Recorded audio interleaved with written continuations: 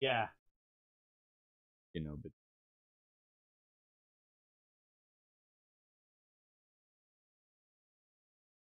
dust.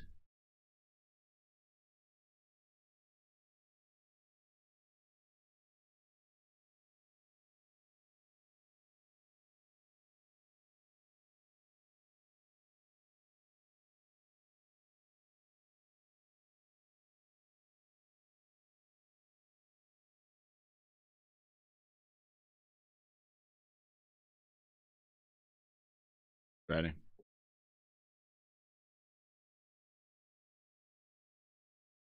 Right, so here we are, back again. Hi everybody. It's Locke. Noon. We're here to save the world. Please like and subscribe because we're awesome. Setting up my cigarettes because I'm going to limit my. See, self-control. We're gonna try. We're gonna see where it goes. So how are you this week, man? Good. Yeah. It's been an interesting week for me. Probably not as interesting for me as it has been for you, but a lot of crazy stuff happening in my household. I got 2 new animals running around. No kidding. Yeah. The kids want it. Okay. Is one of them a guinea pig? All right, yeah. 2 of them are a guinea pig. 2 of them are guinea pig. Because see, here's how this went down, right? So, I'm a big advocate of catch and release, right? So, we had a mouse. We had a tiny little baby mouse in the basement. Did I tell you about this? Okay, so we had a tiny little baby mouse in the basement that my eldest son had found, and we are not killers. It's just not something that we do. So I have, humane traps for mice. If we have mice in the house, I get the humane traps, and then we have Cadorus right next to us, which is a big state park, and so I just take them over to Cadorus across the river, and just let them go in the woods, just because I'm a big, huge fucking softy, and I just can't kill something because it's inconvenient. So the kids wanted to keep the baby mouse. But then we started to research and understand what it takes to take care of a baby mouse that has not yet opened its eyes. Every 2 hours, you have to feed the mouse. And you have to feed him from a syringe, and you have to feed him goat's milk. Sorry, man. We're not doing that. So, my wife called every pet store she could get her hands on, or every pet store she could get the number for,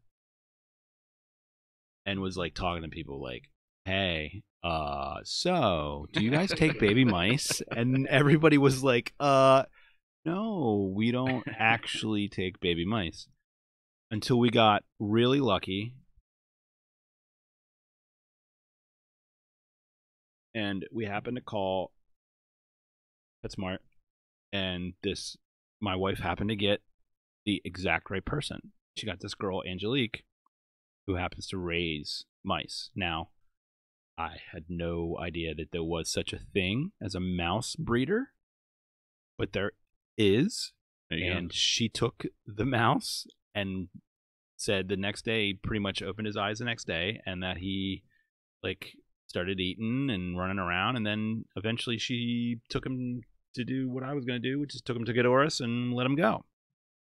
So the kids got all excited because they've always wanted like a little tiny pet of some sort. Sure. So then, of course, my wife says, well, you guys can get a guinea pig. And I'm like, we can do what, pardon me? I was like, look, first of all, I'm not cleaning the big guinea pig cage, okay? Because it's just not what I'm buying into. It's not my cup of tea. Rodents to me are food. I mean, I think like a dog, okay? If it flies or if it skitters across the ground, it's food. And that's what I'm concerned about, because the dogs that I have are hunters. I mean, I don't use them for hunting, but they hunt. They do it. They hunt squirrels and rabbits and all that kind of shit in my yard. Matter of fact, the little one, believe it or not, brought me a rabbit the other day, and dropped it at my feet. So I'm a little concerned for the guinea pigs and their well-being. right? So you can always drop them off at the state park. Right.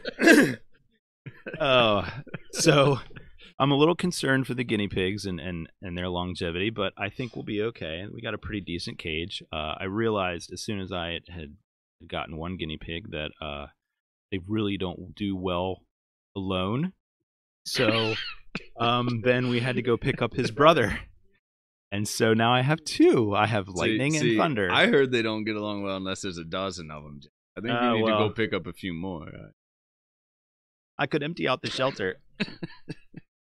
I could empty out the shelter. I'm sure that would make my kids a guinea pig breeder. Oh, right? there's no fucking way that's gonna fucking happen. I'm sorry, but have a bunch of eyeless, baby, hairless guinea pigs running around the house. No more animals in my house. I got plenty as it is. But anyway, so now I have lightning and thunder upstairs. They were happily watching television on the bed with my sons earlier today. I wish I had taken a picture. I'd flash it up on screen because it was probably one of the cutest things I've seen. But I'm not cleaning the guinea pig cage. I don't know who thinks I am, but they're mistaken. So yeah, but you're a good dad. Yeah, I try. One thing I really tried to do. Yeah, I'm a total sucker. Yeah, can't release the kids at Cador's. So I do that all the time. Run! I'll be right here. Go check out that tree. Right? Nah, we go hiking up there, which is nice, and they love to hike. They love to go up there and wander around in the woods. But so far, I haven't been able to ditch them. It's good for them too. They'll all be doing it on an app shortly. Yeah, right. They'll be putting their goggles on and wandering around in the forests in the Amazon or something. Hiking the app. Yeah, I mean, so I got a crazy story. Absolutely. This week. And funny enough, it's a story with no end because currently, as we sit here speaking, this Hurricane Irma is bearing down on my parents, my 90-year-old grandmother, and my aunt, who are in Disney World at one of their newest resorts, which I'll get to that in a minute. Sure. Because Disney's really, really done a bang-up job. I heard. At dealing with this hurricane. Now, they're currently, literally right now dealing with it. It's starting to hit them now. But this whole week has been really, really crazy for me. I started tracking Irma as people were still talking about Harvey. I mean, because I fear for any large hurricane coming to South Florida. It's where my family's from. It's where I live. And what's really crazy. So this whole week, I haven't been, especially as we got closer to today, have not been sleeping very well. I mean, just ridiculous. Been stress eating. Yeah. Having a real strong urge to drink booze. Now, what I've learned in my life is when I have a real strong urge to drink booze, I do not do it. Really? So I haven't been, but just there's no second of time over the past 5 days that this has not been on your right mind. here. I'm sure. So, my parents, and my grandmother, my aunt, they evacuated Friday morning. Got to Orlando, which is my father's a very, very focused guy. Yeah. Right. He was not going to let anything happen to anybody. So here's his son in Pennsylvania ragging him all week. When are you leaving? By the time I realized Irma was going to hit South Florida, my dad already had plan A, B, C, D, E, and F. So, he did, and my mom and everybody. I mean, my family really kind of slayed that hurricane in a way that they were able to get safe. They were comfortable. Hell, they were even bored for a day just waiting for it to come. They did the right thing. But Irma, and this isn't a happy story for everybody. I mean, it really, really slammed Florida Keys and South Florida. I mean, we don't even know to what degree yet because it is still just churning. So this yet to be determined story really has panned out almost like a miracle for my family, though. Right. Southwest Florida, specifically Fort Myers Beach, is a barrier island right off to coast right of inland Fort Myers there. Because of the Horn of Florida, it actually tends to offer protection sometimes from a lot of hurricanes. When Katrina came through, there was the Gulf was just filled with shit, except for this one little pocket, so they get shielded sometimes. And it would really take a special hurricane to sort of thread the needle up through the Florida Straits and then have the exact kind of system north that would push it up the West Coast. Right. So very rarely would they get a direct hit from a hurricane. It was 100 years ago, I think. Really? That particular area got hit. The interesting geographical features of where they live make it really, really, really bad for storm surge if one were to ever occur. Right. So we had been preparing over the last 3-4 days for complete and utter destruction of the island my parents live on and the beach house. We say we, or family, grandfather and grandmother built in 1989. I mean, this has been home away from home for us. It's a special place. Yeah. Special place. So on top of what was originally projected as a direct hit from a Category 5, we had in our minds just knew this was going to be really, really bad for Southwest Florida as a whole, which it has been. As soon as, and today I'm on the edge of my seat, I'm watching this thing. As soon as this thing comes up and makes landfall as a Category 3. It's still better, a significant hurricane. Better than a 4 or 5, but it's still significant. A lot of destructive forces in the Cat 3. What I personally think the difference between it hitting as a 4 or 3 is it lost some momentum rather quickly after land. Right. This was not expected. It was really expected to stay strong. About an hour and a half after landfall of mainland Florida, mind you, Keys has been wrecked. Our hearts go out to everybody. Naples and South is really, really wrecked right now. I heard that that basically there was water on Key West. Like it was. They got what we were expecting on our island, right? Fort Myers. That was really what we were expecting. Even as early as this morning, waking up, we expected our island to be underwater with some rooftops popping out. Right. That was it. Yeah. So right as it was kind of hitting Naples area, which is a little south of our island. I'm sorry for all you viewers out there. I mean, I wish I had. We have capabilities of map here. I can pull the map here. Let me. So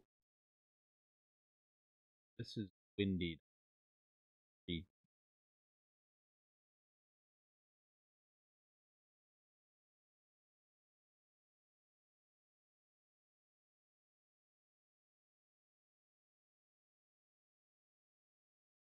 Destructive. So that's our current spot. Can we pull it over? Or is that too much? Put it up. If we can bring the map up, I just want to show you exactly where I'm talking about for some of you who may not know.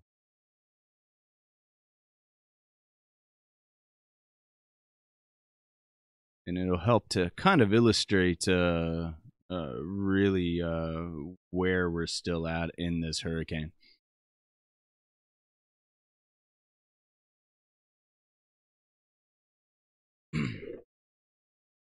Well, if you put it up there, anyone who's paying any attention. Okay, so are we looking at the map now, Jay? Yep. All right, so we're looking at the circulatory center. I think at some point they stopped calling it a hurricane eye, but right where you see that green aura in the middle, we are just south of that, Fort Myers Beach. You can actually see the words there. So as I sit here and tell this story, we are still dealing with this thing. Yeah, absolutely. But you can see geographically where that dip is as it kind of dips into mainland Florida there. that little barrier island in between was that's where my grandmother's beach house, where my parents still live, and they were expecting 15-foot storm surges until about an hour ago. A 15-foot storm surge is gonna take out everything on that island. It is not a tall piece of land. No. Right? So what ends up happening as the actual structure of the hurricane was starting to hit Naples, which is a little bit south on the map. Not important. I mean, it is an important place, but not important that we find it on the map. The hurricane really started to break down. So the southern wall of the hurricane eye started to decompose, deteriorate right on the spot.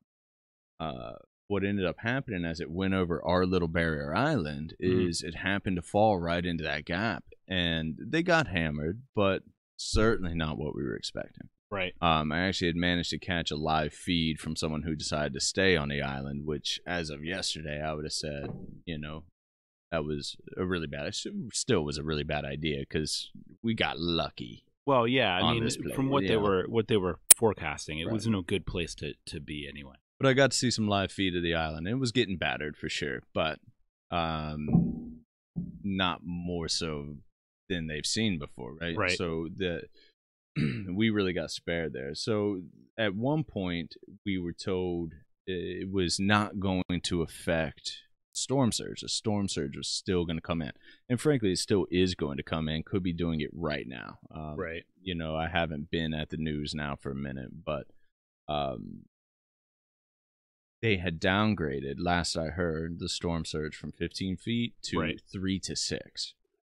So 3 to 6, the island survives. It's still going to take some damage. Right. But really, it was a string of miracles that sort of started like this morning as certain little elements of the storm started to kind of break down and the forecasting got a little better. Now, so what's so important? That house, was built by my grandfather and my grandmother. My grandfather's now passed. My grandmother's 90. She lives there. My parents live there with her and take care of her, and it's a very important place, right? So this morning I was really thinking my grandma, my parents might be homeless by tonight, which was a terrifying thought. Right. So it really was an absolute string of miracles today that for my family, right, for a lot of families that have been like affected, right? Yeah. And I think when the smoke settles, we're going to see the extent of the damage south, and our hearts go out to all of them for sure, for all the lost property and everything. Not sure what that all looks like yet. Yeah. But what a crazy storm. I mean, and the reason I've been on edge, right? I mean, 36 hours ago, they were saying this was going to be a direct hit on Miami. Right. And then, now right. You know what I mean? It was just back and forth, and it's really been driving me nuts. Yeah. I mean, they've been calling for this thing to go up the east coast of Florida, to go up the east coast of the United States, to go straight up the middle of Florida, right through the center, and then the west coast. It just shows you, man, like, things like this are just next to impossible to predict what's going to happen. There's so many variables here. And this one was a very weird one. I mean, because of my history with South Florida and the fact that I still have very important people that live there all the time. Right. I've watched every hurricane that's gotten close, and they are hard to predict. This one was just ridiculous. It was. It was, like you said, so many variables. I mean, Cuba alone, which, God bless them, I don't know about Cuba. We didn't even hear about Cuba. That's what was so fascinating to me, right? We were watching the storm coverage. We've been watching it. We've been watching it on and off, pretty regular, just because I have family down there too. My family's in Jacksonville, and my family's actually in South Georgia, but we've got people that we know, and my in-laws' family is in Jacksonville. So, and I mean, I've got other friends that live in that area too. And so we've been kind of watching to see, like, what's going to happen. And not nearly as personally invested in it as a lot of people are, but still very concerned. I've been really concerned about how this was going to impact people, because my biggest fear was that it was just going to bypass and head straight for the Gulf, right? And go after Houston, Sure. like it was before, or even New Orleans, and we'd have another situation like we had with Katrina. Yeah. Cuba was conspicuously absent from the coverage. Did you notice that? Yeah, absolutely. And so my point was, it was really the reason it really hit Cuba and went more into Cuba than they expected it to, and I think that really winded it as a storm. I mean, Right. No pun intended. It really took some steam out of it. It really did when it hit Cuba. But the same thing I said to my wife. I said, Cuba had to have just gotten rocked with a Cat 5 hurricane. Yeah. And nothing. Nothing. You didn't hear a thing. I didn't hear anything about Haiti either. Right. And they were in the line, weren't they? Like, Yeah. if you look at the map, like, there's Cuba down there. Yeah. And it came along here, and there's the Dominican Republic, Haiti. Like, it, and then there's Jose right there, sitting right off the behind coast, it. right? Jose's like right there. Yeah. Yeah, and Luckily, Jose's getting Jose's stronger. And Jose's getting stronger. At one point, we had 3 hurricanes going at once. We had Katia, we had Jose, and we had Irma. And 2 out of the 3 were Category 4 at one point, weren't they? Like, absolutely. It was like 2 Category 4s and a Category 3, right? I have not been following Jose. I know yesterday Jose was a Cat 4. At the same time, Irma was a Cat 5, right? Right. I mean, this is ridiculous. Yeah. And Jose, honestly, is still at a point right now where they're having trouble predicting it. There is a possibility that hits the East Coast. Yeah, I mean, it's not breaking up. Not trying to raise alarm, but at one point they were saying it would move north and just kind of cast out into the Atlantic, and it wouldn't be anyone's issue. Right, and it's still kind of just sitting there spinning. Right. Now, I don't know, that's the eye wall, and that says 250 mile per hour winds, but I don't know exactly how accurate that is, simply because that would be a lot. That's a lot. That would be a lot. It looks pretty tight. Yep. Looks like a pretty tight storm. And look at the I'm not gap. a meteorologist, but I know you guys at home watching maybe can't see, but there is barely a gap between the wind field of Irma and the wind field of Jose. This tracks the wind. These little white arrows flying around on this display. And if anybody who's watching wants to look at windy.com, it's a pretty darn cool website. You can do a bunch of different things like wave direction and wind and stuff. And so this has been my kind of coverage, like just looking at the pictures and looking at the models, because you can do all kinds of crazy stuff with this site. You can pick which model you like, and it does predictions and everything like that. So it's really pretty cool. And I've been kind of glued to this site once I found out about it, because I feel like it's very, for me, a good way of being able to visualize it. Well, I can tell you this, guy. North America is getting hammered right now. Oh, it's not just in North America, man. There was when Harvey hit, I think it was it Bangladesh the Southeast Asia and Bangladesh and India, I think, were getting hit with like a typhoon or something, weren't they? And now the whole entire West Coast is on fire. Right.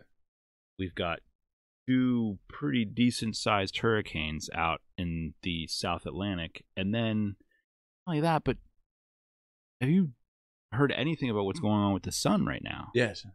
Like, we're getting hit with solar flares, X-class solar flares left and right. Solar weather. I mean, we're getting it from all angles. Right. I mean, this is crazy, dude. This is nuts. Like, people seeing auroras and stuff in the northeast United States. Yeah.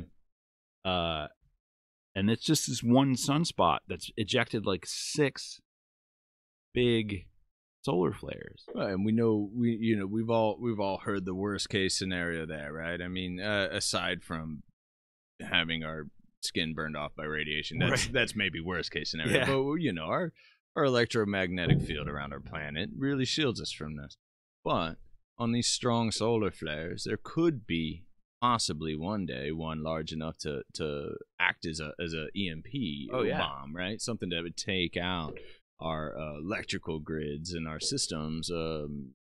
You know, so the solar flares are an interesting twist on all of this, and frankly, some scientists are leading this latest solar activity to some of these storms. Apparently, it sort of agitates the atmosphere when these things occur, and some of that can trickle down into odd weather patterns. Really? See, I didn't know that. I mean, I had my suspicions, but I mean, everything kind of affects everything else. So one would think that there would be some kind of impact aside from auroras. So, you know, you're right, exactly right. I mean, this is sort of I guess a comedy of errors in a sense. Not that any of it's funny, but really you have a lot of odd, obscure pieces that came together over the last month. Weird things happening, right? Causing these weird things. Yeah, I mean, we have an 8.1 earthquake. Yeah, and that was in Mexico, off the coast right of off Mexico, the coast of right? Mexico, like right by Mexico City. And of course, you know, that media coverage got drowned out by Irma and everything on fire and everything on fire. Yeah, I mean, Jesus. But there's a lot of activity right now. You know, the energy's high, I suppose. You know, Harvey, you know, God, I haven't even, you know, heard about Harvey for a minute because I've been so tunnel visioned on Irma, but, you know, still people probably pulling alligators out of their bedrooms. Oh, I would imagine. You yeah, know? I mean, this wasn't that long ago. Right, just like last week. Immediately moved on because we had this other catastrophic thing come. Well, they thought that thing was coming right up the middle of Florida. They had 6 million people evacuated. That's a feat in and of itself, like getting all of those people mobilized and into shelters in the right way. Well, and frankly, I think with the increase of these hurricanes, and I think we learned a lot. We got when Katrina hit, I think everybody woke up a little bit. Yeah, because there was a great response in Southwest Florida. There was a lot of people that evacuated in a timely manner, not 6 hours before landfall. And I think a lot of lives will be saved, you know. Absolutely. You know, I 100% agree with that. I think that while they might take some criticism probably at some point for overreacting, I feel like it's much better to overreact and get people out of the way of something like this. Honestly, I doubt it, because you think? The absolute fast were on this hurricane, and literally up until 8 hours ago, it was still supposed to be as catastrophic as it ever was supposed to be. Right.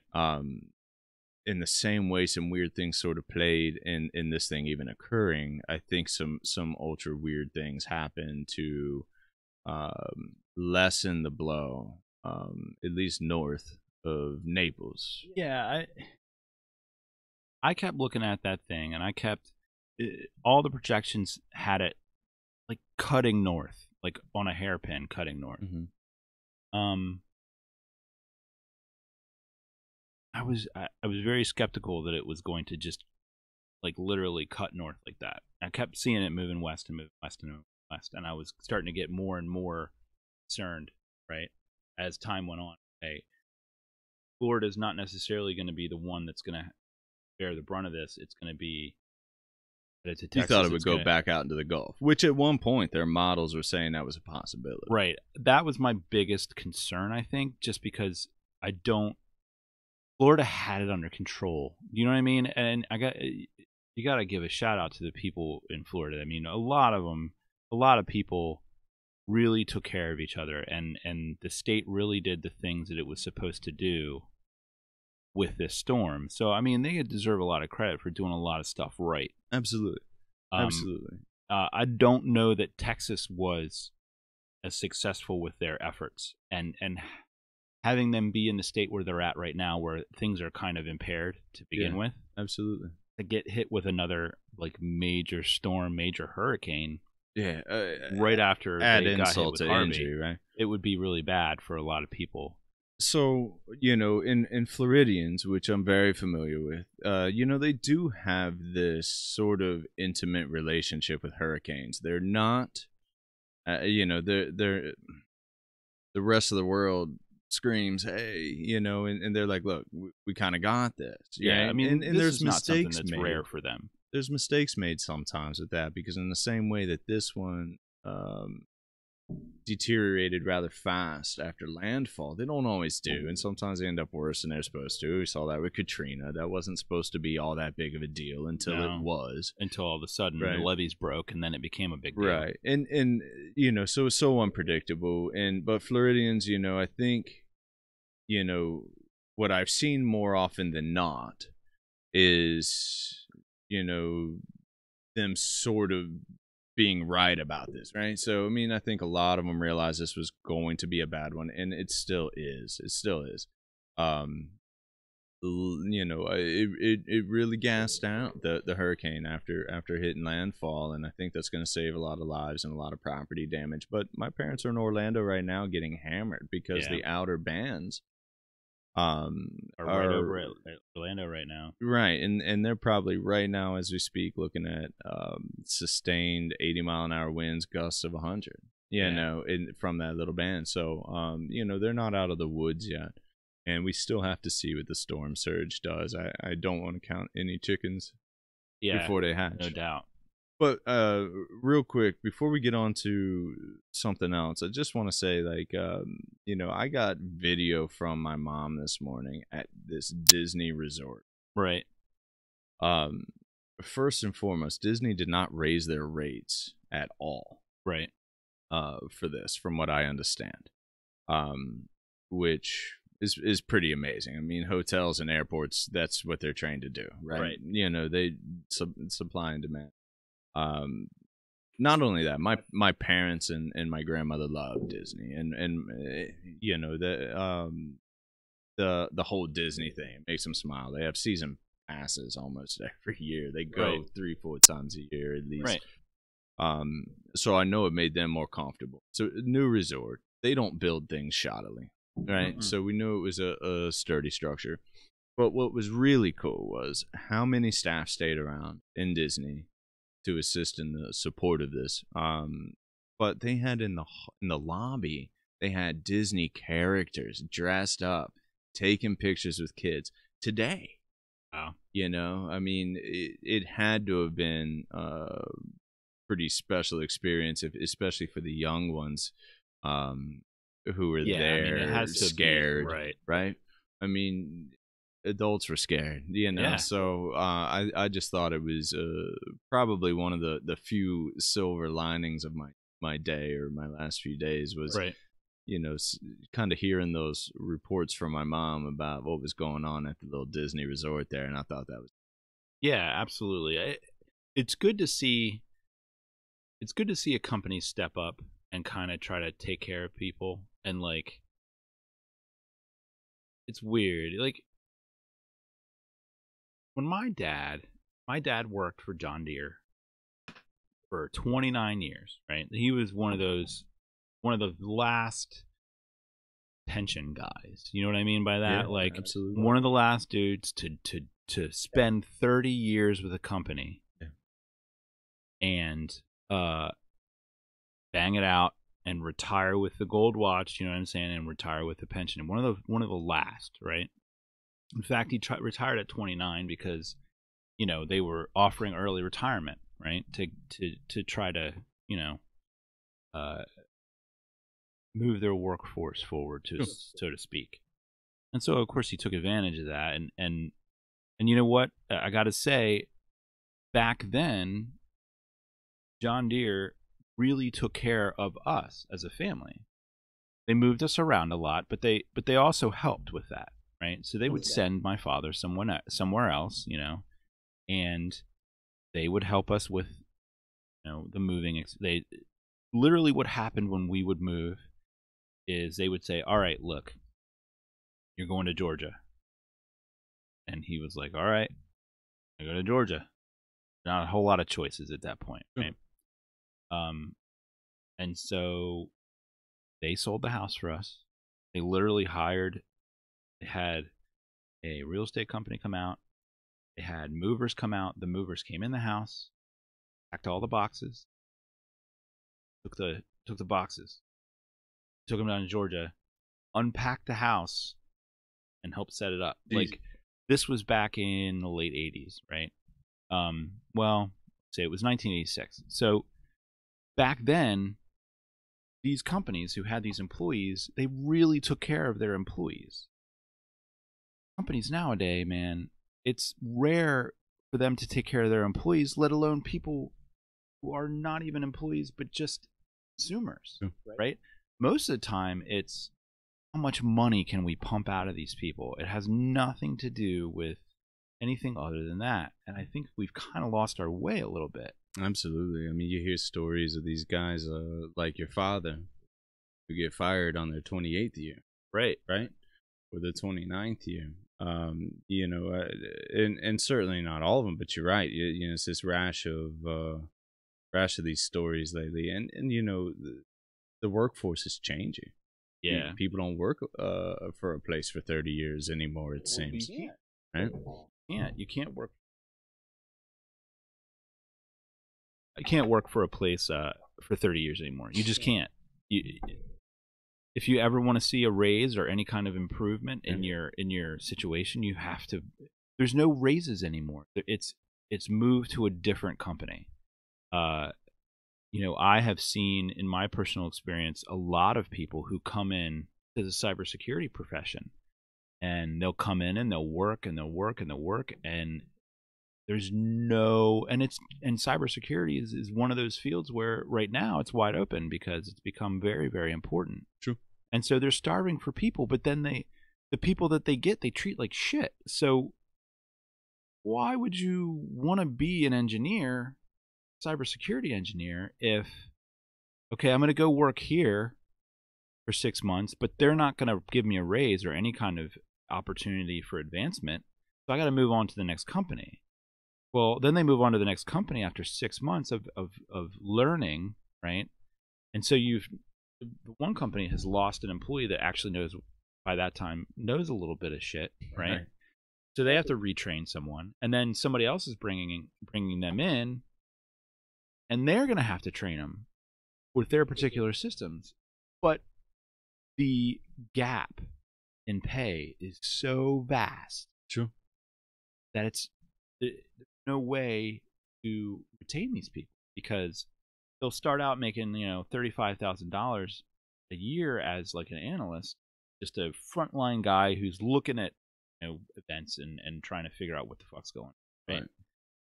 But then as soon as they're trained, if they look for a job, they can double their salary outside at the next position. Right, but because outside the company, you're saying? Oh, yeah. Yeah, so and there's no incentive for them to stay where they're at, because if they go to their employee their current employer, the employer that just trained them, they're going to say, yeah, we're not giving you 60 grand a year. They're going to see, all right, I'm out. And they'll go get 60 grand a year somewhere else. And then a year later, if they want to raise, or if they want to make anything more than what they're making right now, they're going to jump to another company. And then that happens after a while, and you look at these resumes. Believe me, I look at a lot of these resumes. Right. Where you're looking at 6, 7, 8 month stints. And back when I used to be in more of a different position, where I was really looking at resumes from a hiring perspective, jumping around from job to job like that was kind of an indicator that this isn't necessarily someone I wanted to hire, but it's become the norm now, and you can't use that as an indicator anymore. Well, it's changing. I mean, work is changing itself, but I'm a little bit jaded, right? Because I own my own small business, right? And my employees knew I was an asshole when I hired them, right? So my whole theory there is set expectations low from the beginning. Yeah, and that's a good piece of advice for anybody entering into any field right now. Set expectations low, because companies and employers are just not treating their employees real good right now. And So I'm who's- talking about big places, not like necessarily small business. Right. So who's to blame? Shareholders? I mean, just Well, I think that bottom there's- line profits. I mean, is this just a? Yeah, I I think. mean, what do they happened, not see the big picture that if, like you said, if you invest in a human being, they become better for you? I mean, and maybe cheaper in the long run than continuing to hire new people, paying them less and having them leave. I don't know what the thought process is. I really don't, because I can't count the number of times I've advocated and said, look, what you need to do is you need to hire entry-level people who want to do this, right? They want to be in this field. It's going to happen just Every time. every single time. You want to hire people who actually want to fucking be there, right? And so those are the people that you can weed out fairly quickly. Because, dude, I'm telling you, 6 months at a desk as a cybersecurity analyst, you'll either quit, or you'll move on, right? Because Can't even imagine. because it's a, you got to be a right kind of person for that job, man. It's not a there's no thankfulness in that job. There's no you're not going to get a pat on the back, man. What you're doing is preventing shit from happening. And if you're preventing shit from happening, no one's going to know that you did the shit that you were supposed to do, right? Isn't that interesting? I never thought about it. Yeah, I mean, am I going to get an attaboy for, oh, okay, you have any incidents this year? Right? After a year, maybe, right? Right. No incidents this year, so here you go. Good job. Right. But the likelihood of that happening, you know, and you being responsible for that, like them not having, it's a team effort. So if I do my job right, and if people that work for me, because no one works for me, if you do your job right, and the people who work for me do their job right, or work with me do their job right, no one's ever going to know. No one's ever going to know that they did their job right. The only time they're going to know is when they fuck up. Like Equifax, right? You've heard about this shit, right? Oh, yes. Like hundreds of millions of people's identity compromised, completely compromised, right? Yeah. What I thought was really funny, real quick, was it's 100,000 customers. Not everyone's a willing customer of Equifax. No. I never signed up. No, they're not. But and I see, that's guarantee the thing. you, one of my things something got on you. leaked, right? They got something, well, because they've run a credit report on you in somewhere. You bought a car, right? Exactly. So that's my point. Don't call me a customer. I'm not a customer. I'm an unwilling participant in this. Thank you. Right, an unwilling participant in this breach. Yeah. Like the OPM breach.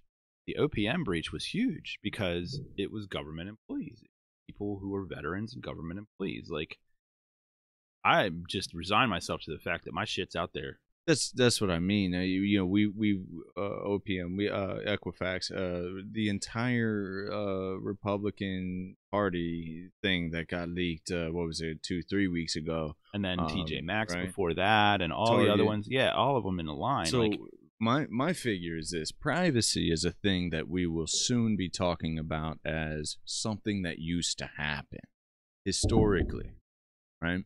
It's not a thing. I mean, one would venture to say it's pretty much non-existent now, but it's pretty close to being dead. Some people really, really go after it in a hardcore way to make sure their shit doesn't get out there. I mean, maybe they're cash only, maybe they're whatever, or maybe they live in a cabin in the Appalachian with no power lines, which frankly sounds more and more possible for me. Really? Here. Yeah.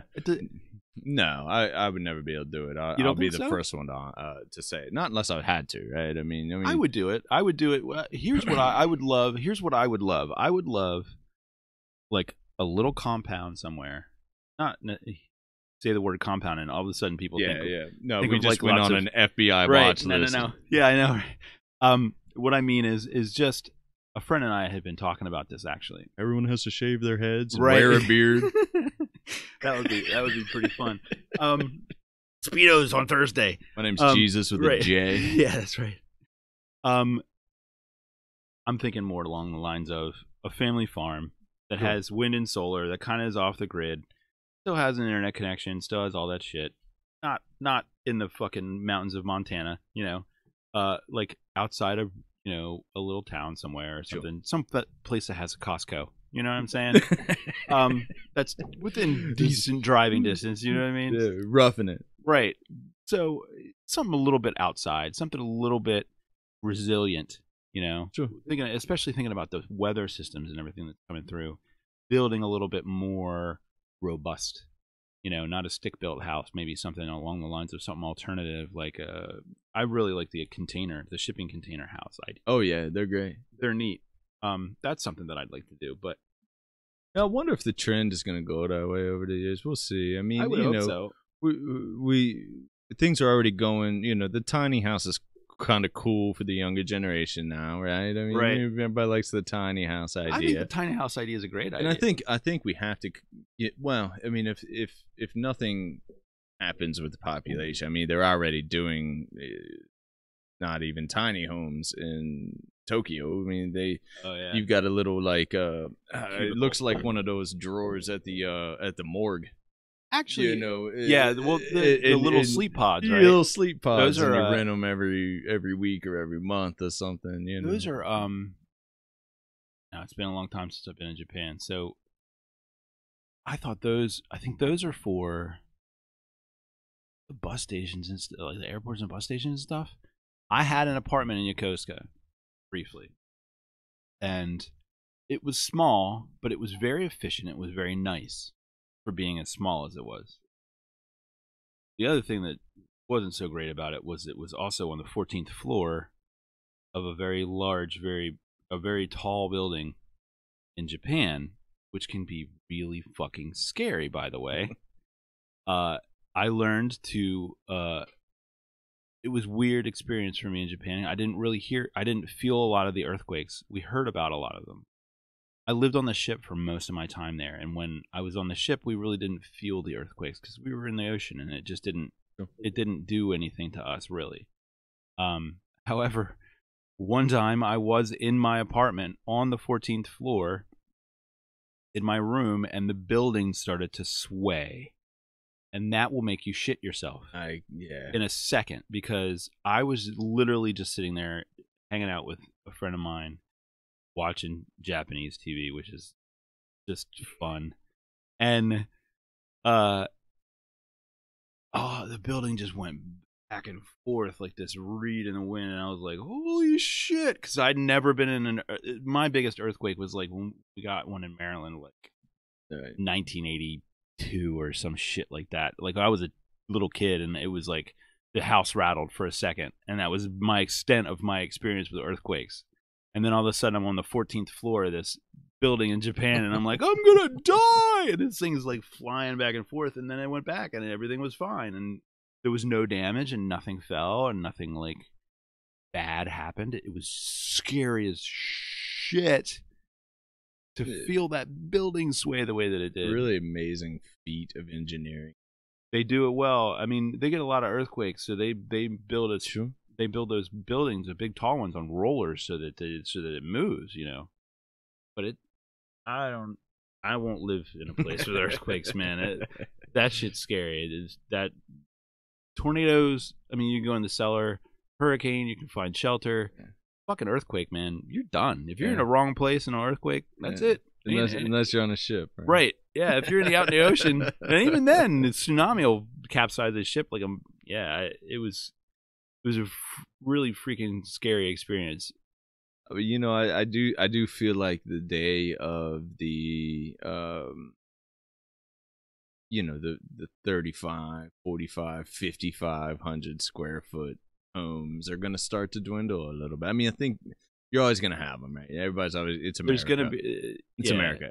My house always got to be bigger than yours. Right. But I think there's this neat little trend coming, our way. Well, we talked last 2 weeks ago, two episodes ago about sort of the end of work, right? Futuristic viewpoint of when work is going to be something different. You know, we also covered, I think last week, how pay is going to be different, can be different. Right. These things can change, and you know, for me, the thought of having a little house that is self-sufficient is really cool. I like the idea. My house right now is too big. You know, I mean, we got kids and everything, so it works out for now. Right.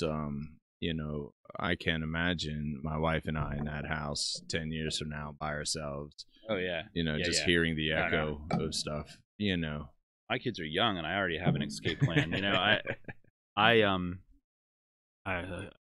completely agree with you. I like the trend of this kind of minimalistic trend that's happening. I love it. I'm a non-practicing minimalist. Sure. I got too much shit, and I'm a firm believer in the more that you own, the more it owns you kind of thing. It's been a big kind of thing for me to realize the last couple of years. Like, you kind of drag all that weight around with you every day, don't you? Yeah, it's weird. Like, I'm with you. I do the same thing. When I got off the ship, man, it was a very interesting experience going from there to here. Like, there's a lot of craziness in between, because I mean, it's been a couple decades. But when I walked off the ship, I had my sea bag, and I had sent. Here's a good one for you. My father, love my father to death. He hears what he wants to hear sometimes. So right before I got out of the military, I said, Dad, I need a car because I'm going to have to like get a job and stuff. So I'm going to send you some money. I've saved up some money for a car. Go get me something with a little bit of character, right? Oh, God. I said, I know it's not a lot of money, but, you know, find me something decent with some character. Why do I picture like an El Camino with like a phoenix painted on the side? Oh, no. See, he went the exact opposite direction, man. He got me the most characterless car. It was a 96 Ford Escort. Oh, yeah. And it was red. And it had that. And I remember getting home, and I remember looking at that car. So mad. Like, oh, you got to be fucking kidding me. I love you, but God damn it, you bought me a fucking shit beater car, man. So mad. And I remember looking at that car, and the first thing I saw was goddamn seatbelts. Do you remember the seatbelts on those old cars that had the track that would go up, and it would right? That stupid fucking seatbelt that was in the rail. I remember getting choked out by a couple of them because my seat was too far forward. Yeah. Hate those fucking things, man. And as soon as we got home, and it was dark when we got home because I flew from Tokyo to Baltimore in one kind of just marathon fucking flight to flight. It was get off one plane and run to the next one, right? Didn't know that happened any other way. But yeah, man, it was rough. And this was before 9/11, so this was before like all the bullshit that goes on now and PSA and everything like that. So I was running from place to place, and by the time I got home, it was dark and shit. So I woke up in the morning and walked out, saw the car. And my dad was with me, so I couldn't be like, right. Oh, God, I can't fucking believe this car. I want to know what the hell you were thinking to have your dad buy you a car. You know, I picture myself in the same situation, and my dad knows me. He knows what I would love. He would probably still get me a Ford Escort to fuck with me, you know, just to mess with me. Oh, my dad came from a completely different time. Like, it's amazing to me that some of the things that have happened with me and my father. He grew up, right? So my grandfather was an illegitimate child, and he was born in the early 1900s, right? So he was born in like 1903-ish, and was an illegitimate child of a housekeeper. They had nothing. They had less than nothing. Like one of the first outhouses, or one of the first houses, you know, that my dad visited my great grandmother in, still had a fucking outhouse. Okay, no indoor plumbing in this motherfucker. True. So my grandmother lived like that for a long ass time, and my grandfather actually used to. I remember the stories, and it was awesome because there were 8 kids in the family, and there were 6 boys, and all of them we would sit around and listen to just the shit that would come out of their mouths because they grew up so goddamn poor. My eldest uncle and my grandfather used to drive into the mountains in Pennsylvania and go and mine coal by themselves. They would go to find the old coal mines, and they would go and they would literally go and mine coal, put it in sacks, and then they would take it into town and sell it for $0.25 a sack. And that was what they they had a old pickup truck, and they would strap the big bags of coal to the pickup truck, and it didn't have all that great of brakes. So they drive down the mountain in this busted up pickup truck with big bags of fucking coal strapped to it with shitty brakes, and then they would go and sell it for $0.25, and that's how they ate. He sold Christmas trees. He did all kinds of shit. And they moved into this old abandoned inn. And so they all lived in one room for a while. And then they spread out, right? My grandfather told my uncles, "You want a room? Well, there's lots of rooms here. Go build yourself a room." So they did. Like, literally, that was it. It was like, go find yourself some shit and build a room. And that's, you don't want to sleep in here. You go find a place to sleep. So they would sleep on the porch. So like the cops would show up all the time and take my other uncle on ride-alongs because he knew all spots. Right. So he never slept, and he would get in and do ride-alongs all night. Come back and like they'd find him on the porch in the morning sleeping. They were crazy. Those boys were crazy. I can't even imagine growing up in that household. 6 boys and 2 girls, and they had nothing. Jeez. They used to brew beer. You talk about the hustle. That man hustled. But he died when I was really young. He died when I was 7, because I was a late child. I was the youngest of my generation from that particular side of the family. But I remember, one of the things I remember about my grandfather, all these stories that my uncles used to tell after he had passed. But my one memory of him was him sitting they had this trailer out in the woods when I was a kid. And he would sit behind the trailer next to the woods on the old stump.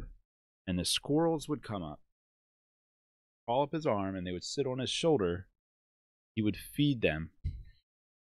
No lie, dude. No exaggeration, none. We got pictures of this guy sitting in the backyard feeding these squirrels. He was such an interesting dude, and I really wish I had gotten to know him a lot better. See, I'm surprised you're not more of a natural with these guinea pigs. Yeah, right? It runs in my family, the rodent whisperer, right? Come on, man. Tell me next week at this podcast you're going to have a guinea pig sitting on your shoulder eating crumbs, right? It's so interesting, these animals, right? And I'm expecting them to do stuff, right? Like what? But they have, I don't know, man. Running a wheel or running around the cage or like do something. Stuff pigs do in Guinea. I don't know. So far, I've seen them sit and watch TV with my kids. Like, I picture them chewing all the time on something. Well, earlier they were chewing on carrots. Yeah, like I don't know. I've never really been up close to one. Me neither. It probably is gonna stay that way for a while. I don't know. They make me nervous because I'm afraid they're gonna die and it's gonna be on me. You know. But you know what you should do is you should have backup guinea pigs like down here in a special cage somewhere that look exactly like the other guinea pigs. So if something happens, you can swap them out during school one day or something before the get kids away with come that. back home. I could get away with that with one of them.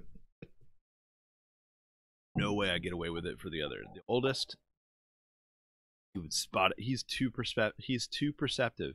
Yeah, but you I pay did that the with oldest his off. goldfish. I did that with his goldfish. He knew.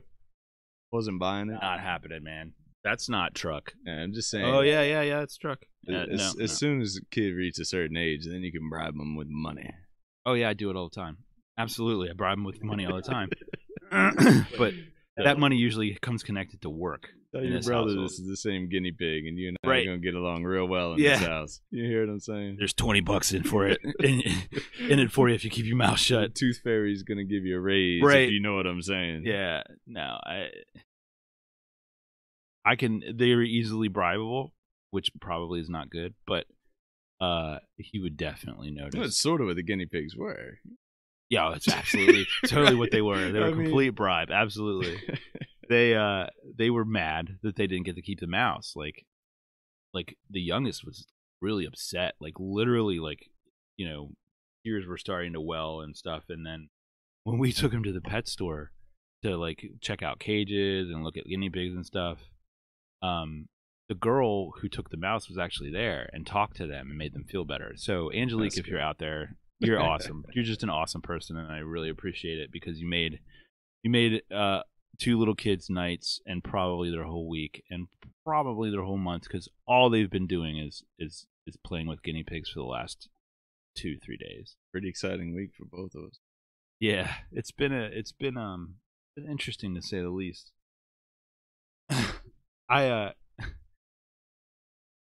So I have this thing that happens to me every once in a while. And it hasn't happened to me in like years. So me and my friend have this thing. It's a long story, but I don't give a shit.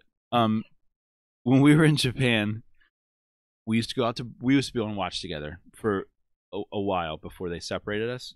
That's a different story. I'll get into that too. But this guy Christopher and I became like brothers in the military. It happens, you know. You meet somebody and like those are the bonds that kind of just stay with you, right? Ooh.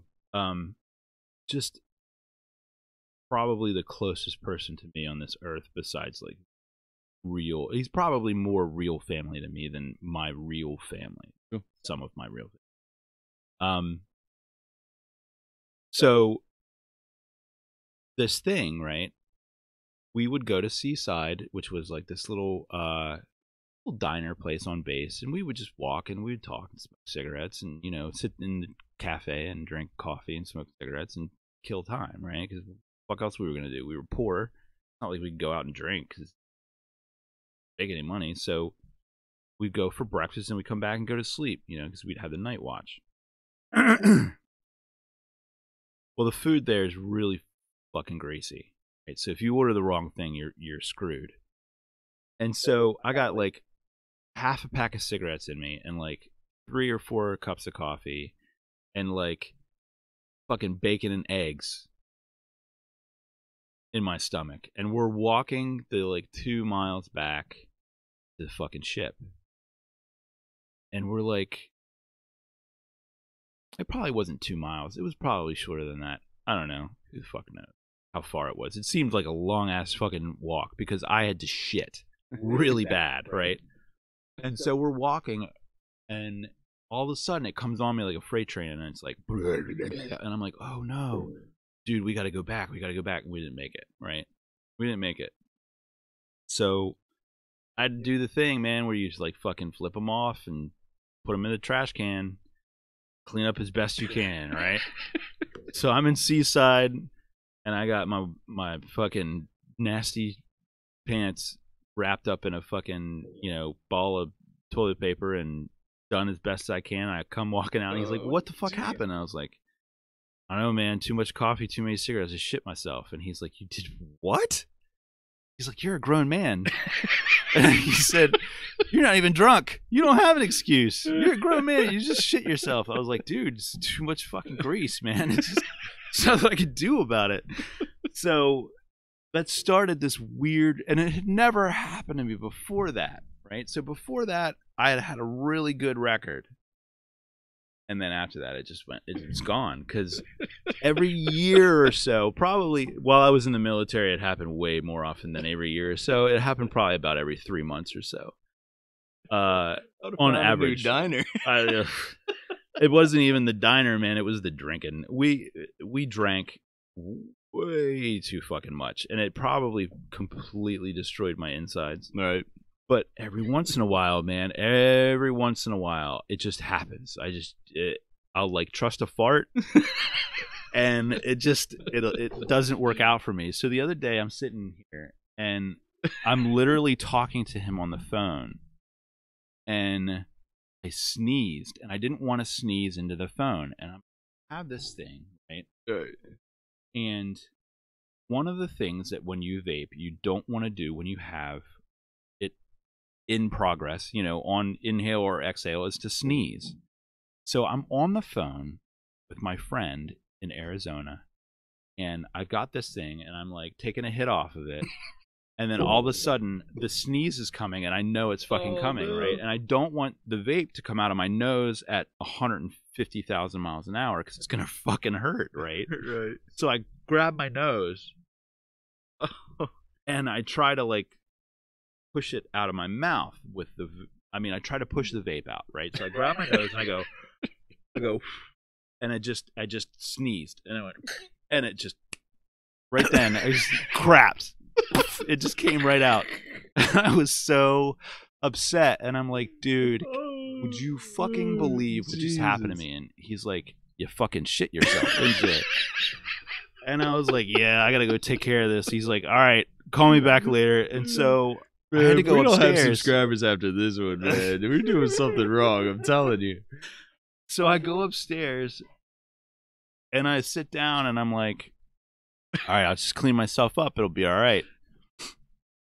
And I go for the initial like oven mitt, right? So you get the oven mitt, right? And you get it nice and big so you don't get shit all over yourself. Because I have this thing. Poop for me is like everybody has their thing. Like if some people if you vomit in front of them, they're gonna puke, right? Yeah, I've got a With weak me, stomach. it's poop. I can't do feces on my hands, right? So I've got the oven mitt, and I'm like, nope, not gonna happen. Just fucking take it all off. Hop in the shower. Clean everything that needs to be cleaned. I come out, and my wife is like, "What are you doing?" Because it's like 3:00 in the afternoon, right? I was working from home, and I was done for the day, and I was talking to my friend, and like I come upstairs and I take a shower, and I get out of the shower, and I'm in my PJs already because I'm like, "Fuck it, day's over now." I shit myself, day's over. So So my wife is like, "What are you doing?" I said, "I took a shower." And she's like, "Why did you take a shower?" I said, Do you really want to know? Can you not guess why I took a shower? I'm blame that one on sneeze. Because we've been married for a long ass time, right? Yeah. So she ought to know by now. This happens every once in a while. I shouldn't have to explain at this point because she's witnessed it firsthand more than once. Like, I get up from the table real quick and run upstairs. She knows what the deal is. So now I'm going to take, and he's merciless with me, man, until it happened to him, right? Until it happened to him. And then he's like, "You're not going to fucking believe what happened to me today." Because this was a couple years ago. He calls me up and he's like, "You're not going to fucking believe what happened to I fucking shit myself." I was like, yeah, see, motherfucker, you're getting old. So you got a couple years on me. Are you saying this is what I have to look forward to? Oh, dude, there's so much more. There's so much more to it than that, right? Right? So a couple weeks ago was my birthday, and I threw some stuff up. You saw me. I was live streaming in the bar. We pulled it down, but maybe one day we'll show all you. But it was I don't drink that much. Like I drink like once every break. It was ugly. It was ugly how bad off I was. I called you. Yeah. and I was just wasty faced by the time I called you, and you were like. You're like, what are you doing, man? And you're like putting stuff up. There's videos streaming. What's going on? I was afraid you didn't know you were live streaming, and I start to hear some shit on live on YouTube. That probably should not be, definitely not be on YouTube. You know that Andy guy. We do this podcast. Man, that guy's an asshole. Right? No, that wasn't definitely not it. It was more like, where's Andy? Where's Andy? We're gonna get drunk. Where's Andy at? Because it's nearby. It was near. We were in nearby where you're at. But yeah, it was bad. And luckily, before any real damage could be done, my phone just completely shut off because it had no battery left, which is really, really good for everybody. Trust me. Because that would have been an interesting episode. Yeah. No, I don't think it would have been interesting because. The end of the night was bad. We got back here and somebody had given me a cigarette at the end of the night and was like, "Here, you're gonna want this later." And I was like, "All right, yeah, I'm gonna want this later because I'm drunk and I'm gonna want to smoke a cigarette." So like, yeah, put it in my pocket. Forgot about it, and I came home. I go down and sit on the back porch, like, what's pocket, right? So I pull the cigarette out. It's all, gnarled and bent and raggedy and shit. So here I am sitting on my back porch with this raggedy ass cigarette hanging out of my mouth, and I'm shit faced. And then all of a sudden, I get the fucking hot sweats, right? Oh yeah. You know that one cigarette over the edge, and you're like, oh no! And I got the hot sweats, and I'm like, okay, I got to get cooler.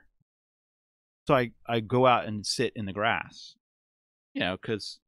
That makes sense, right? So the world opens up when you're drunk. Right. I'm rolling around in my backyard in the grass, trying not to vomit in my backyard. I wouldn't even. It hadn't even gone that far yet. Like I didn't even try to not shit myself because it wasn't.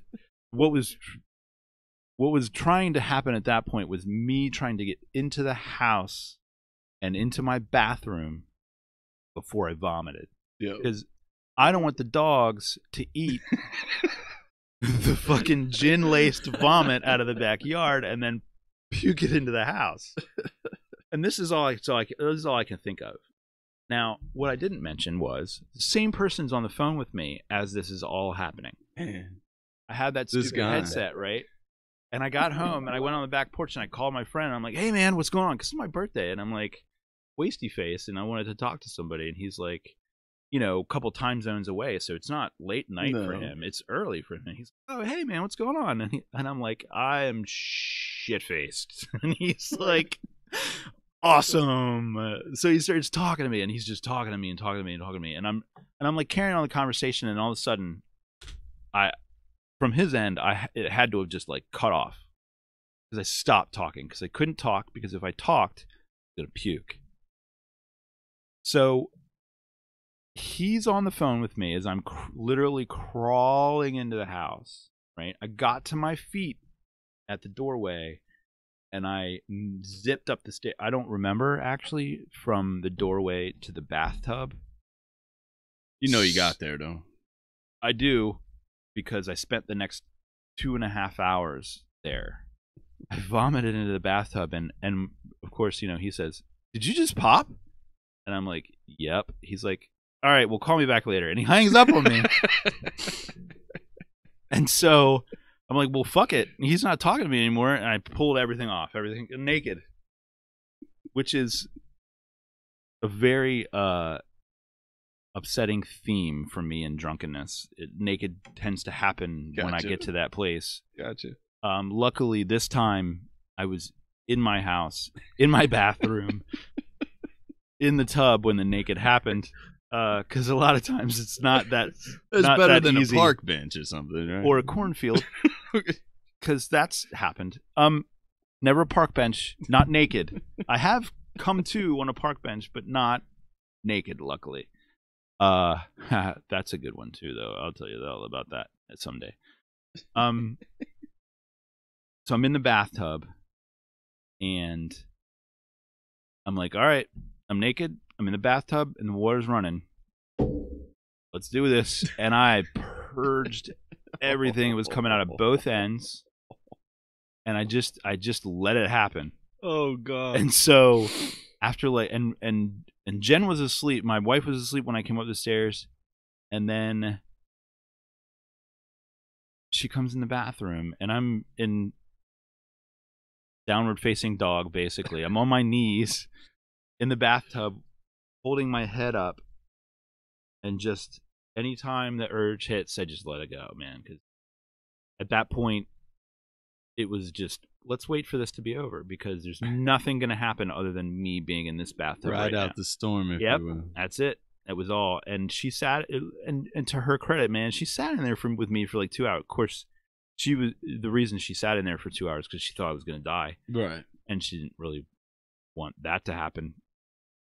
She's smaller than me, and lifting a 200-pound dead body is probably beyond her limits. So, do you think she thought about it though? Like, if you got good life insurance?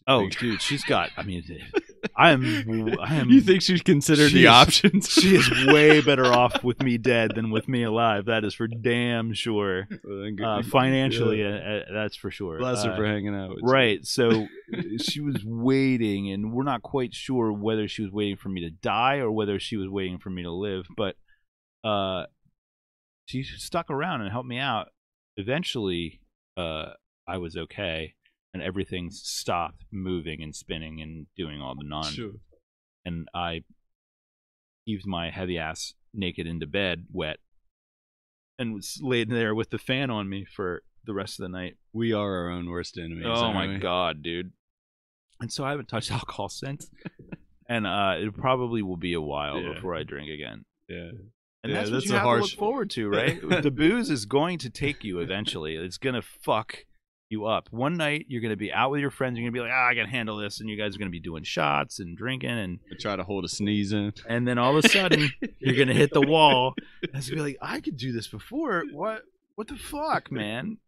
Nah, I've spun the world out of myself quite a few times. I mean, it doesn't happen often as I get older, but, it happens. And I always know. Right.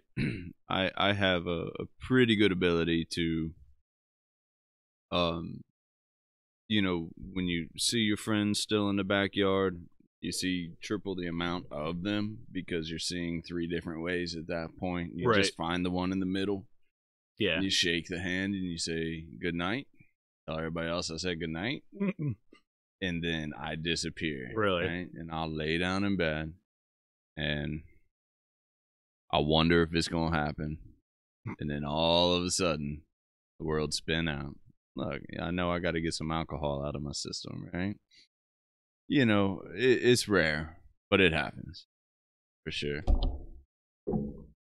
I don't know, man. That's why I stopped drinking, because for me, that's not rare. I either do really well with the drinking thing, like I'll have a couple drinks and I'll be, nice and cordial, a little bit loose, or I'll just do stupid stuff, like just drink and just keep drinking. Like that night, it was. I started out with a couple of. I broke every rule that you're supposed to follow. Like I didn't eat. Sure. Eventually I ate, but it was your night though. I didn't start out that way. Like, we go into our birthday parties with a little different mindset than I think we go into like a memorial. Right? I mean, it's our night. It's our fucking night. I don't have to eat. It doesn't have anything to do. It has to do with me being a complete and utter irresponsible person when it comes to alcohol. It could have been Friday. It wouldn't have mattered if I had gotten out there and gotten into that rhythm where it's just not going to end well. That happens to me every time. I mean, I don't drink because I I know that if I let myself drink, then I would definitely probably have a problem. Yeah, it runs in my family, so I've always been very conscious of that, because like I know that there's been a lot of people in my family who have struggled with addiction, and I've struggled with it to a certain degree too, but I know myself well enough to know that I can't do that on a regular basis. Like, I am my threshold for discomfort is way too low to drink as I've gotten older. Now, you know, when I was younger and I was in the Navy, that was a normal kind of night, not Tuesday, Wednesday night for me. Like, I've done some ridiculously horrible things to myself in foreign countries, and have pictures. So, like, I try not to drink because I know if I get too far along, like if I get drunk, that's it. It's over, because I'm going to be drunk until I'm not able to process anymore. Like, I can't. It's not that I can't stop myself. I don't want to stop myself. I really like being shit faced sometimes. I don't like what comes after. If I could be shit faced and then wake up in the morning and feel okay, then that would be great. That's the double-edged sword of it. I got to be careful with drinking. I actually really, really enjoy it. I love the feeling of that warmth in my belly. You know, I like that. You know, I like the taste of harsh booze. I really do. If it weren't for my wife and kids, I'd be an absolute mess right now. Yeah. Right? I mean, I practice a lot of self-control. I mean, studio's right by one of my favorite bars on this earth, right? So I practice self-control a lot more than I don't. I mean, you know, so you know, but you know, for me, you know, I would drink every single day to some degree. Right. Not necessarily empty a bottle, but I would drink every single day if it weren't for my wife and kids. And I know that. And I'm tremendously appreciative of that situation. Right. But yeah, I mean, I love to drink. I love booze. I mean, I don't, you know, I like, you know, to get, I like the warm belly feeling. Really, you know, I don't like the sweating from the forearms the next morning, because that's weird, right? But that's what happens to me now. You know, it's like, you know, and it hits me late on a hangover. You know, I'll wake up, I feel all right. Maybe I'll take an Advil or something, right? But about 1-2 o'clock, I'll start to just sweat from the pores of my forearms. You know? It's so weird, and that's when I know. And that's when you know, right? The next couple of hours are really gonna suck. You know, and a few times in my life, at least that second phase of my life where I had like smaller human beings I was responsible for, you know, the very few times I took it past that, man, I tell you, those things hang on for 3-4 days. I just feel cloudy, you know. So you know, I'm with you. You know, I think, you know, my ability to have 4 drinks and stop has really been a lifesaver for me over the past decade, right? You know, not all the time, but you know, it's something I used to not be able to do. Yeah, I think that. Yeah, I think it's interesting. Our generation is a lot more educated about pitfalls of addiction than necessarily our parents were, right? Yeah.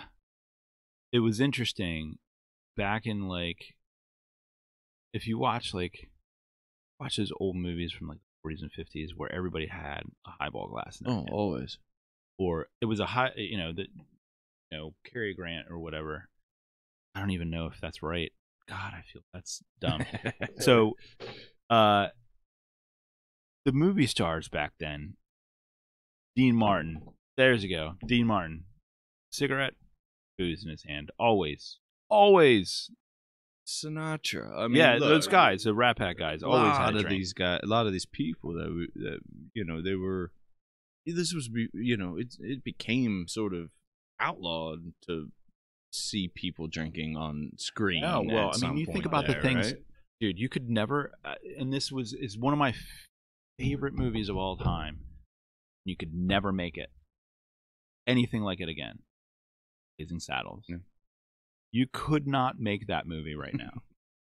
People would lose their fucking minds if you made that movie right now. If you updated it and you just did Blazing Saddles and you did it straight, just a straight redo, people would lose their fucking shit.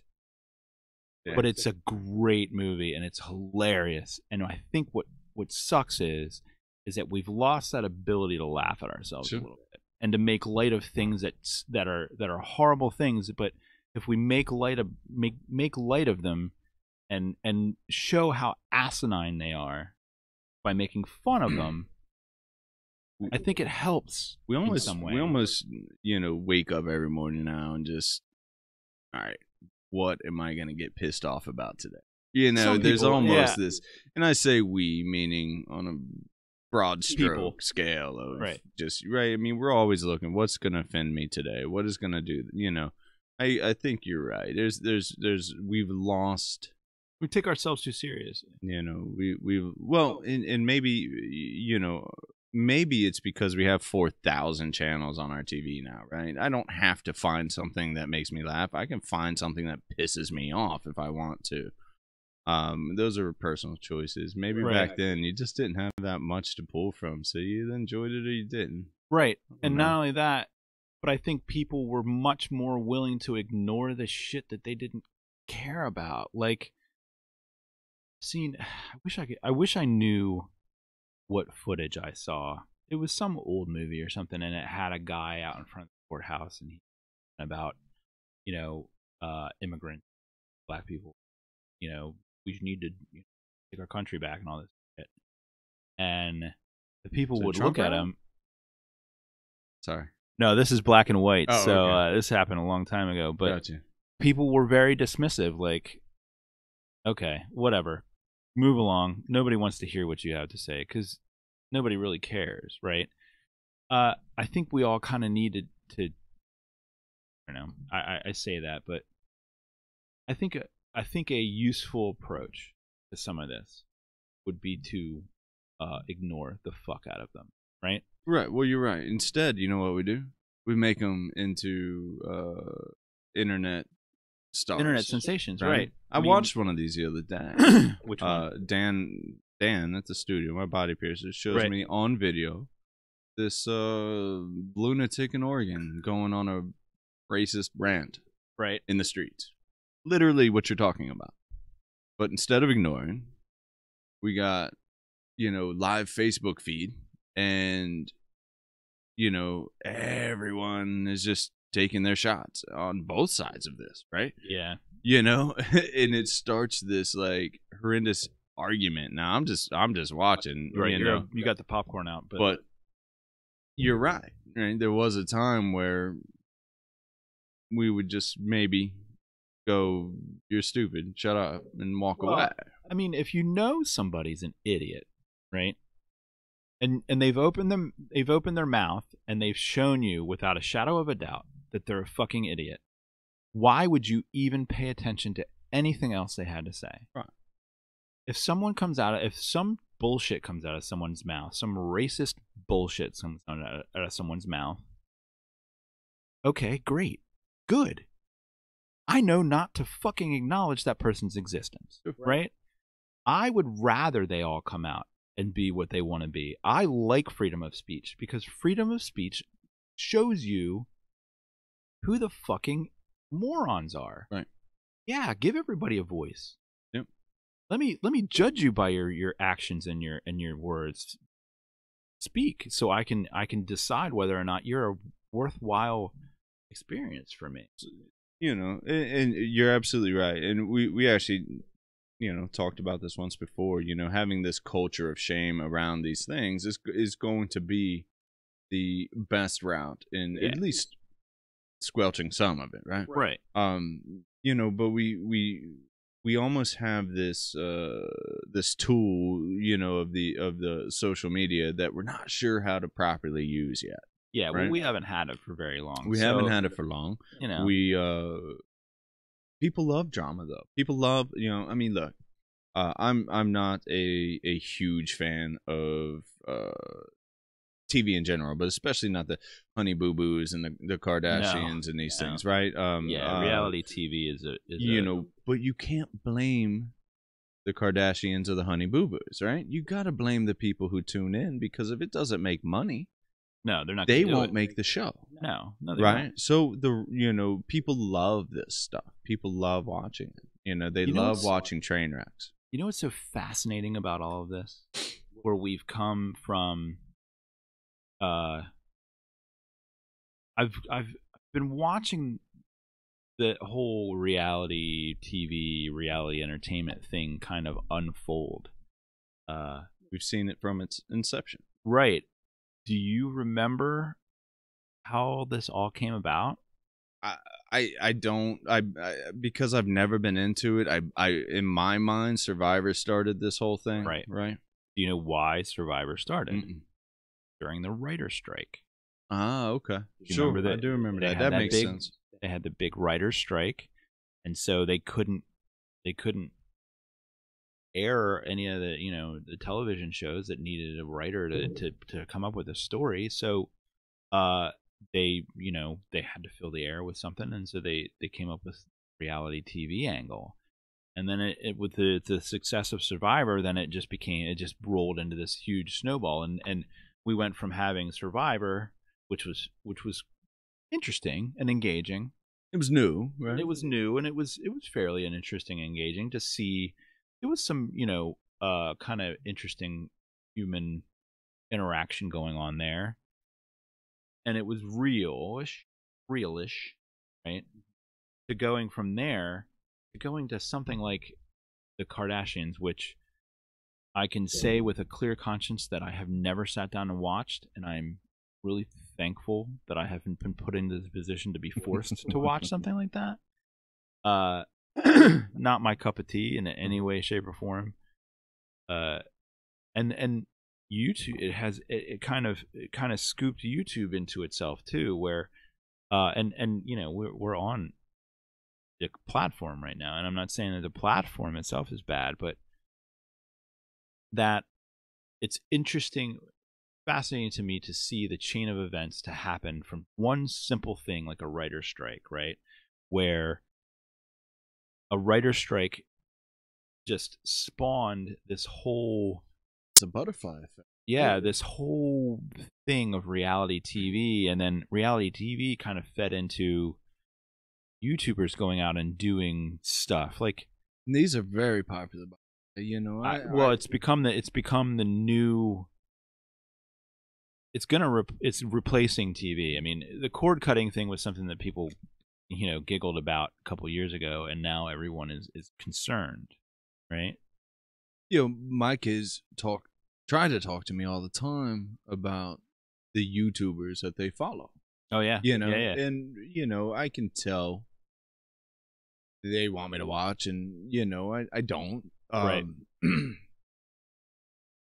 But this is big. This is going to not only be big, but it's that snowball's not big. Finished building not even yet, close. Right? Yeah, so, I mean, we live in a world where kids 16, 17, 18 years old are making big money paychecks.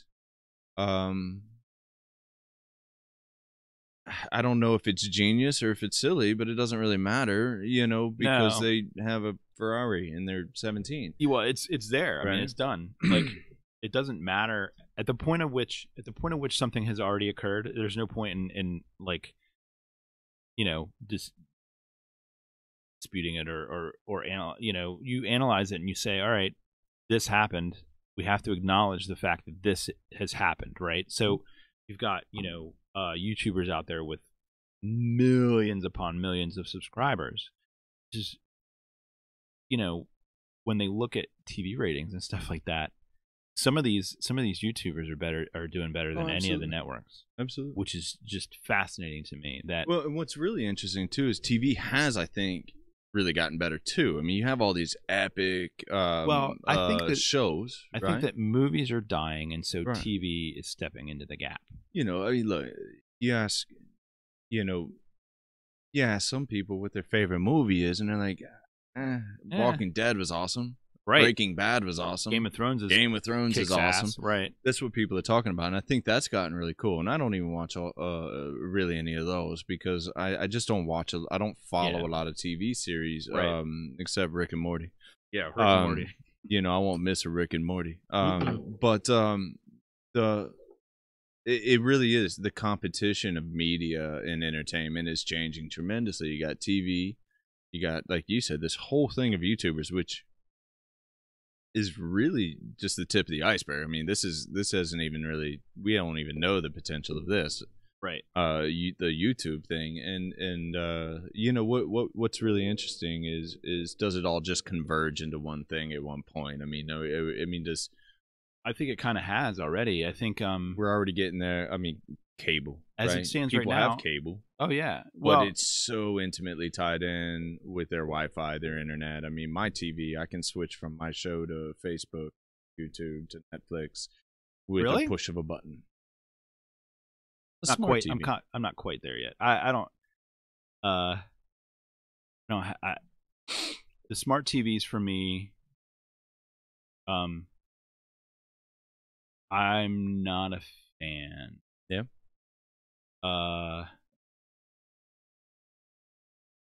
Although I don't know that there's any difference from what I do between a smart TV, but they make me a little suspicious sometimes because there was an incident with them recording things that you're saying.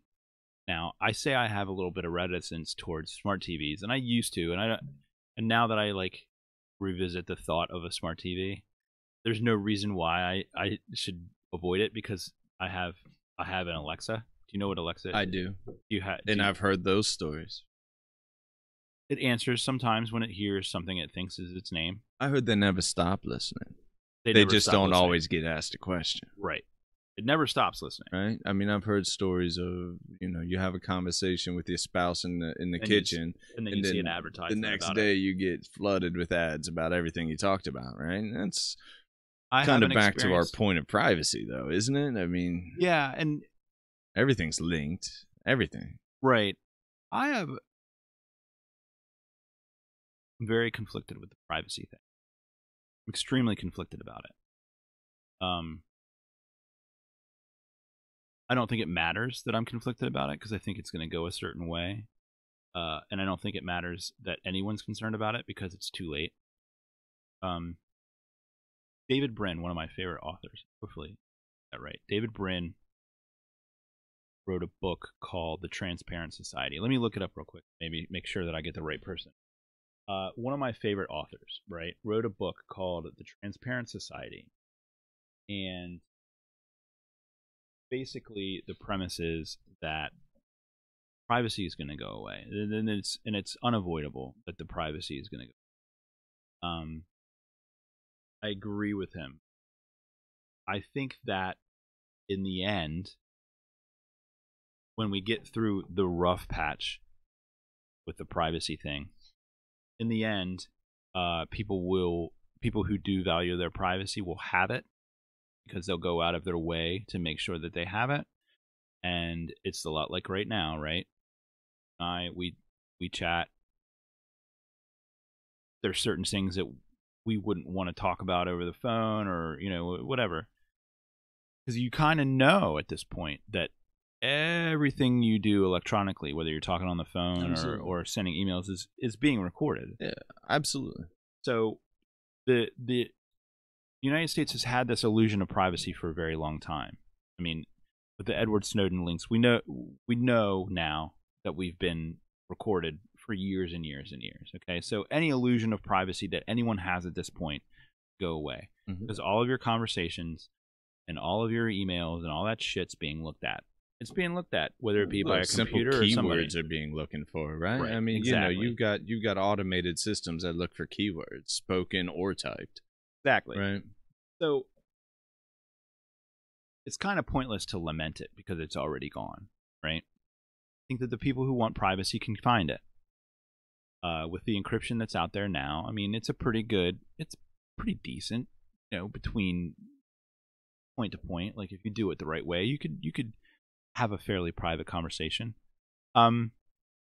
But I think that the people who really want their privacy will keep it, and the people who don't give a shit have lost it already. And I don't even know that they care that they've lost it to a certain extent, because you got to think, yeah, they value their privacy to an extent, right?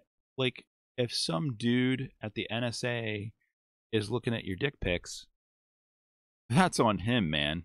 I mean, if you really want to see it, have at it. Just don't show it to anybody else, right? I think that that's kind of where we're at, whether we like it or not, right? Don't leak it. Yeah. You know what I'm saying? When you send somebody a dick pic, not that I've ever done that. Honestly, I've never done that.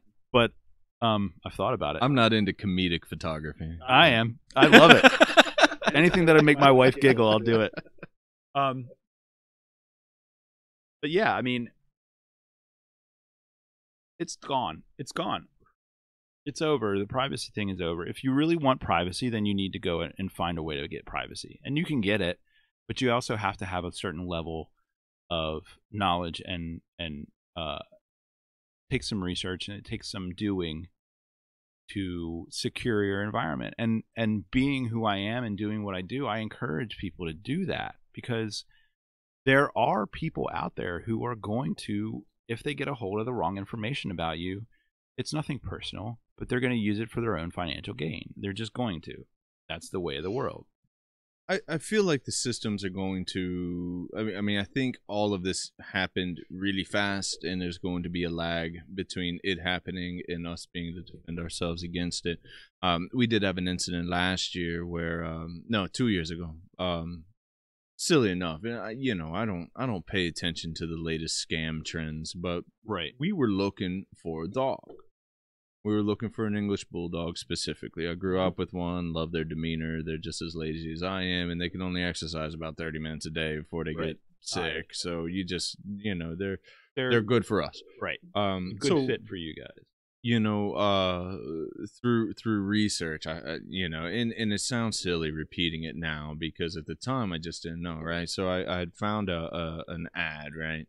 And I'm about as I'm about as naive as it gets to when it comes. I don't think like a scam artist. I go to work every day. I come home, and I go to work the next day, and I come home. I just don't think like this. So the ad was essentially, we're missionaries in Africa. We brought our English bulldogs because we wanted them to experience it, but they're not good in the heat. We need somebody just to take the dogs. You know, even being as naive as I was, you know, I reached out and you know, seemed legit, and what they wanted to email me pics and stats and stats, you know, ages of the dogs, names of the dogs, weights, and blah blah blah, health, just stuff about the dogs, and you know, they wanted my address, right? And I gave it to them, email address and address. That was it. Actually, even kind of felt like the next week. No, it was a couple days later. Someone clued me in. They're like, "You're an idiot. This is a scam. This is bad." Right. So, you know, I ended all communication and just moved on. A couple days later, our PayPal account starts to blow up. Right. And so we watch it, and these were all actually rather small transactions. Everything was under $50 for the most part, but they were constant all day long. And I was at work. I was actually doing a tattoo while all this is happening. By the time I get done, is $3,500 has been charged to my PayPal account. But meanwhile, my wife was on the phone with PayPal the whole time. Right. We acted pretty quickly on this, and PayPal did a very good job. I'm glad that they worked for you. They stayed on the phone. They said, "Look, we actually don't want to cut this off yet. You know, you don't worry, you're protected. All your money's gonna come back. But we're gonna let this go for a while. We're gonna be watching every move of it. You know, so we're still sort of hovering. It actually, that day it was fixed. Oh, be honest that's good. With you. We had no residual effects from this. Good. We caught it early enough. We watched, or we had already been clued in that I had fucked up. given the wrong person my email address and my regular address. And they use that. That's all they needed, I guess, to break through the security. And see, that's shocking to me. Of things out. I don't know. That's shocking to me. Do you know why? Because I have my own little PayPal story. Yeah. So I've had a PayPal account for a really long time, right? Because I used to buy stuff off of eBay when I first got home because I was learning networking, right? So through my training of IT and stuff, I buy old routers to do training on. So I've had a PayPal account since like 99, right? And I don't use it very much because I just don't have any reason to use it. So I needed it. I needed it for I don't even know at this point. I needed it for something. I wanted to reactivate my account because I wanted to use the PayPal functionality to do something, and I honestly don't remember what it was now because this was a couple months ago, about a year ago, right? And so to reopen, it was some kind of problem with my account because I hadn't logged in a long time. They wanted to verify my identity, and I was like, all right, how do you want me to verify my identity? I have everything you possibly want. Well, they wanted a massive amount of documentation from me to establish my identity, and I was like, okay, I'll do this within limits, but I'm not sending you all of the things on this list. Because one of the things on the list, a copy of my Social Security card, which I'm not going to send. So they banned me. Interesting. They put me in this permanent loop of, hey, we need documentation from you. Okay, what documentation do you need? Well, send us a copy of your driver's license. I was like, all right. I made a copy of my driver's license. I sent it to them. I'm all kinds of shit. None of it was good enough. So now, all of a sudden, that seems weird. It does seem weird, doesn't it? Because I was like, here's my freaking license, man. It's got my picture on it. It's got my address. I've had the same address for the last fucking decade. What else do you... the only thing I'm not going to send you is literally a copy of my Social Security card. I'm just not. I mean, gotta draw the line somewhere. You don't fucking need that, right? It seems heightened. It does. It seems odd. And it struck me as odd. I wonder if coincidentally you didn't follow some pattern that they were looking for. Something. But there's no appeals process. Gotcha. I have called them repeatedly and been like, hey, I'm running a small business and I'd like to use PayPal to take payments for this small business. Nope. I'm banned. There's nothing I can do to have a PayPal account now. So I am essentially banned for life PayPal. So 2 years ago, I had this thing happen. You know, my email address and address were sufficient enough for them to reopen your account. My PayPal account. Yeah. That's why I'm saying it was just a very year strange. Later, you've got to send them like DNA samples. Right. I don't understand it. It was very, very odd to me. It was very odd to me that all of a sudden they wanted such a wealth of information from me to prove my identity. It almost seems heightened, though. It almost seems like, something must have happened, right? Like they must be looking for certain patterns, because PayPal has to be.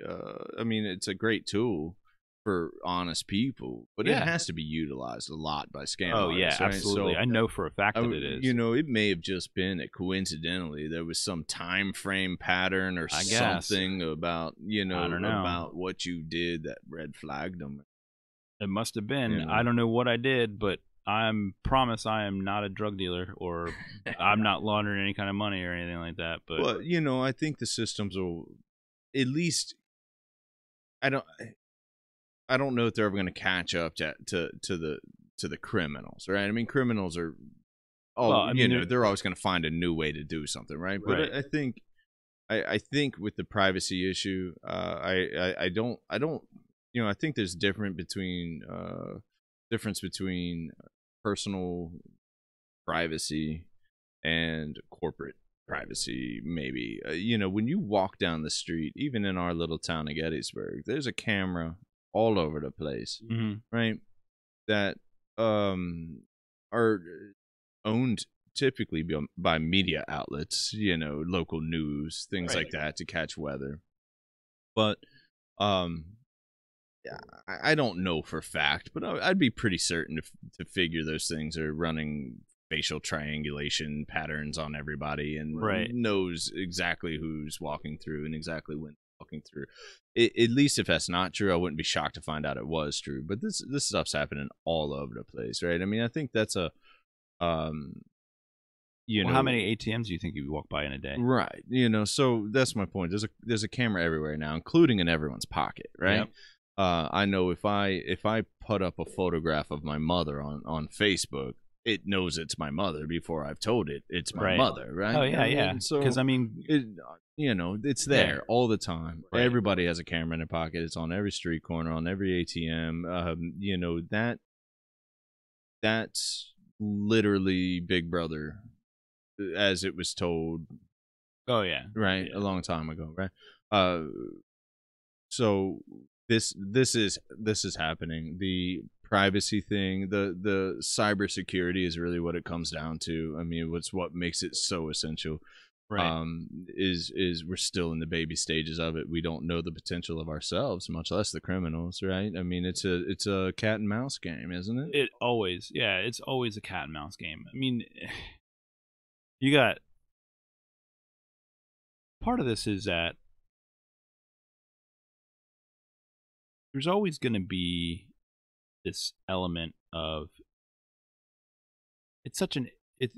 to me, cybersecurity is interesting in that there are people out there who are legitimately just curious. Like, they will do shit to see if they can do shit, right? Not always advisable, but it's human nature, right? We're going to do stuff like that. But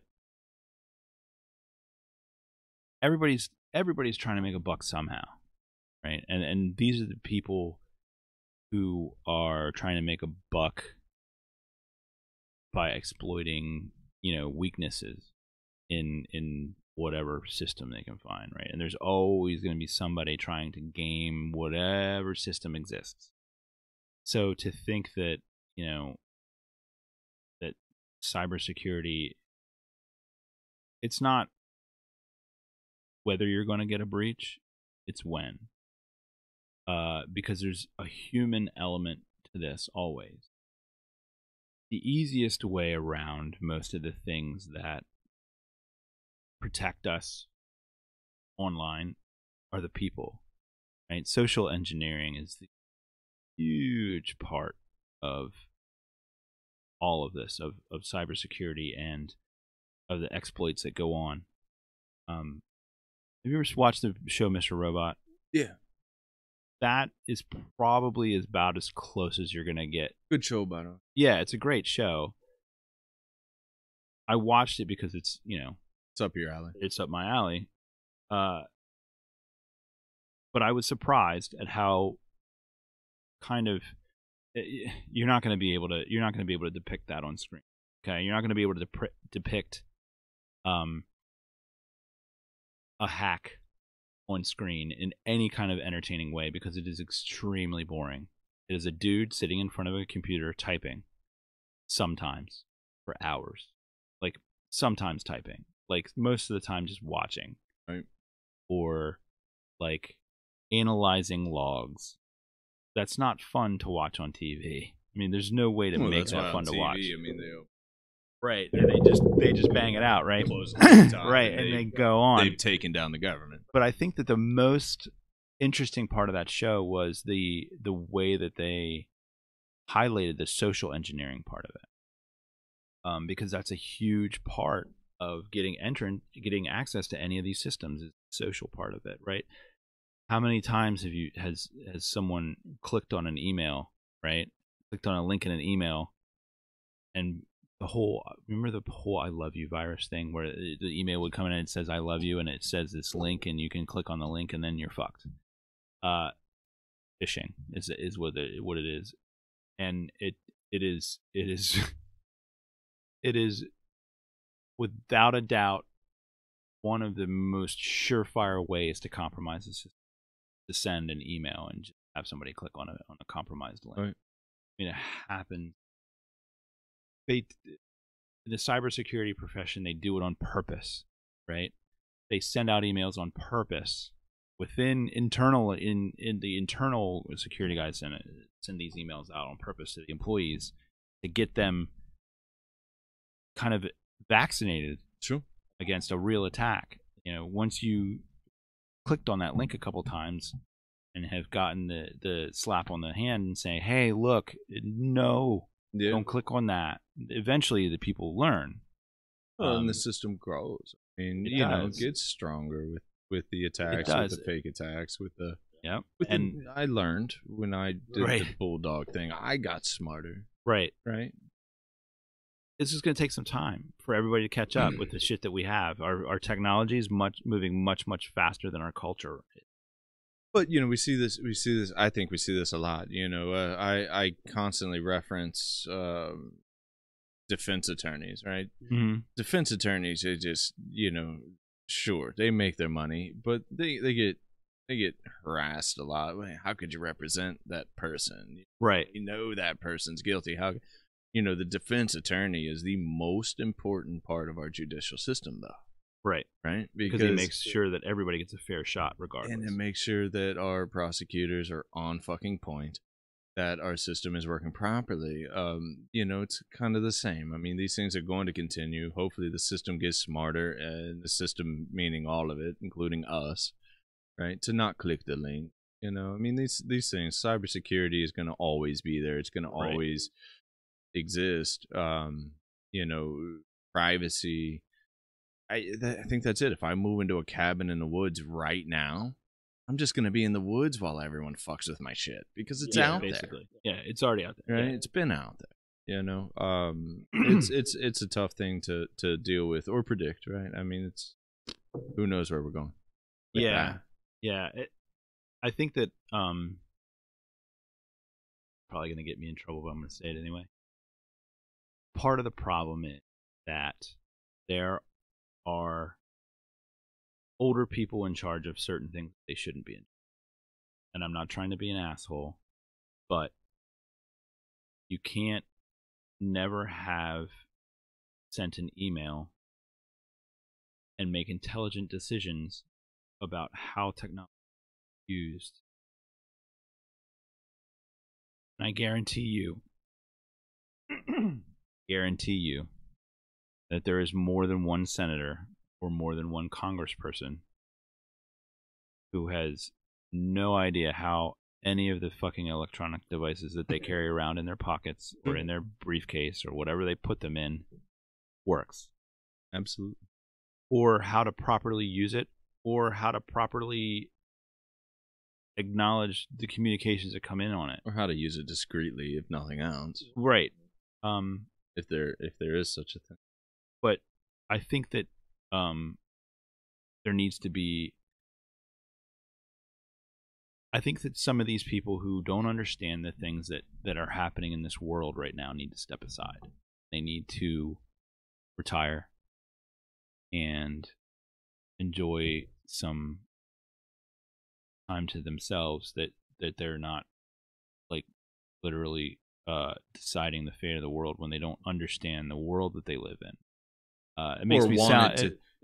or they want it to so badly to go back to what it was, right? And that's it. And then I think that that's also a big thing that really kind of bothers me is this nostalgia, right? For times past, simpler times, right?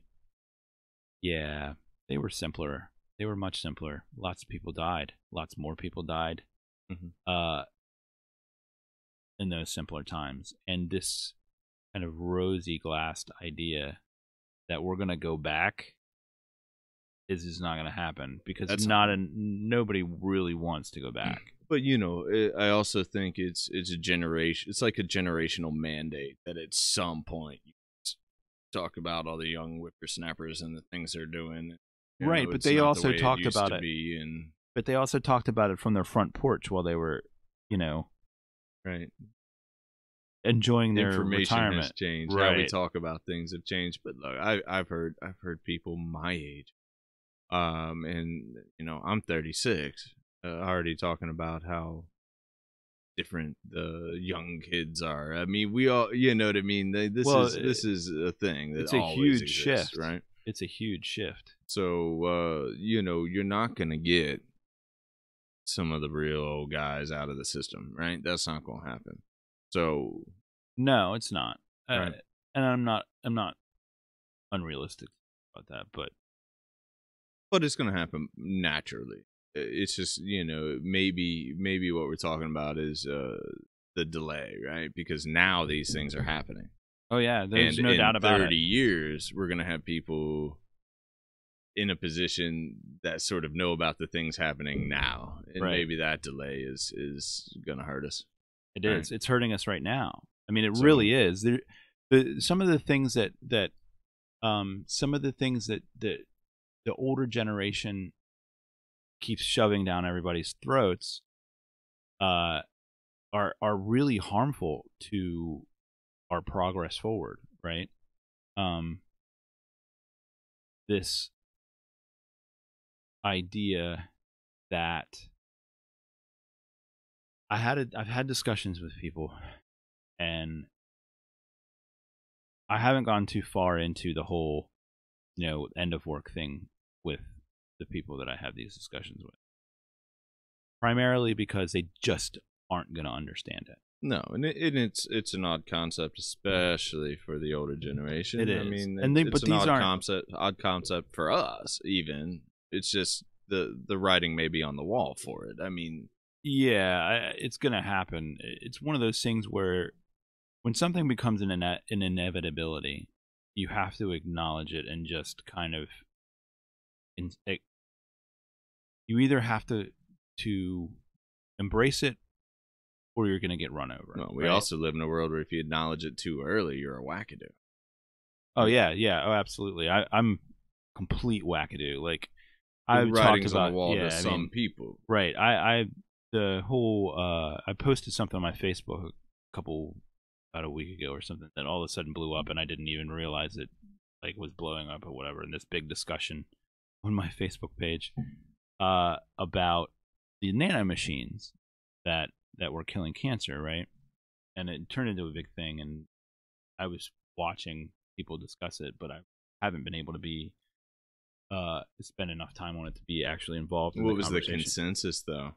Man, all kinds of crazy stuff comes out of people's mouths, like, gray blobs taking over the world. Yeah, I mean, it didn't even get that far. It was more like, it's going to be great until this will be great for rich people, kind of thing. Like, it's always going to be for the rich. And I understand the sentiment, right?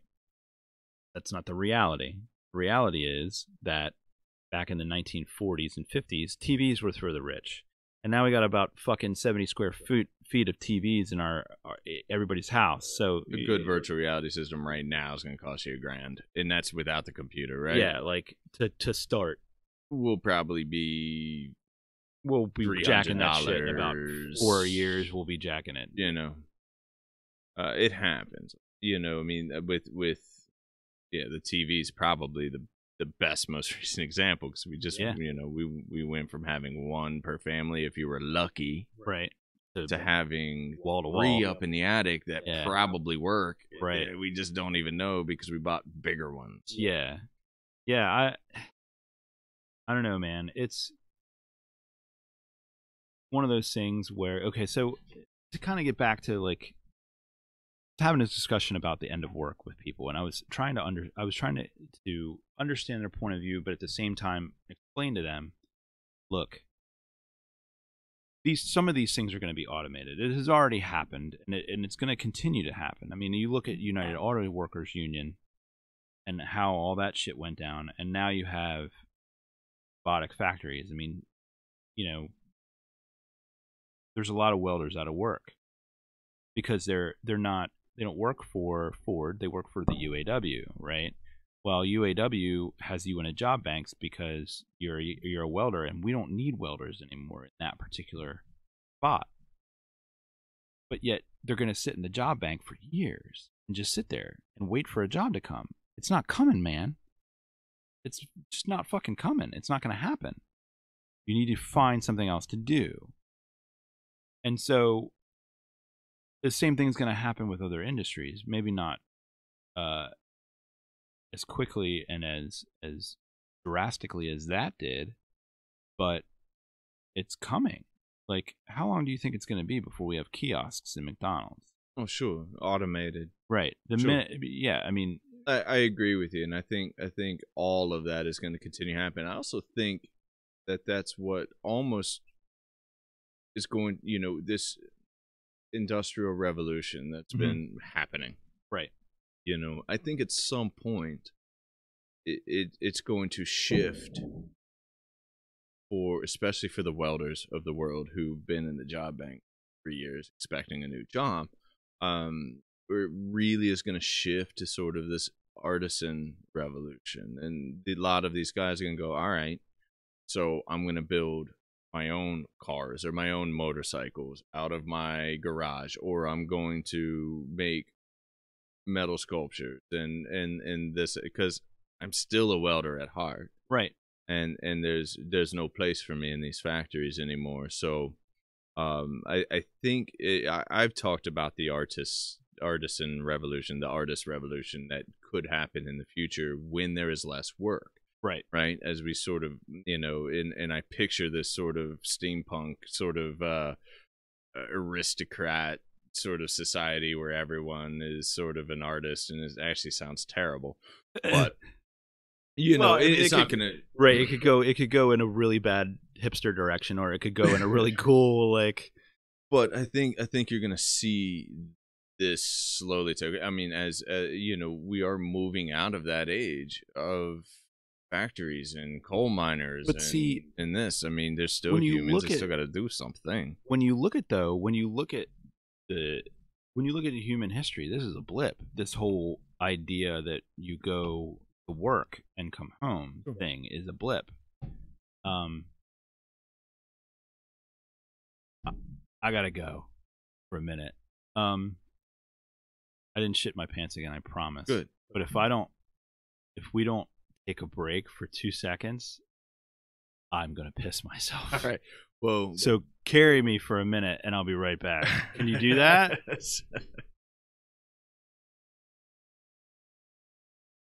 All right, guys. I'm carrying for now.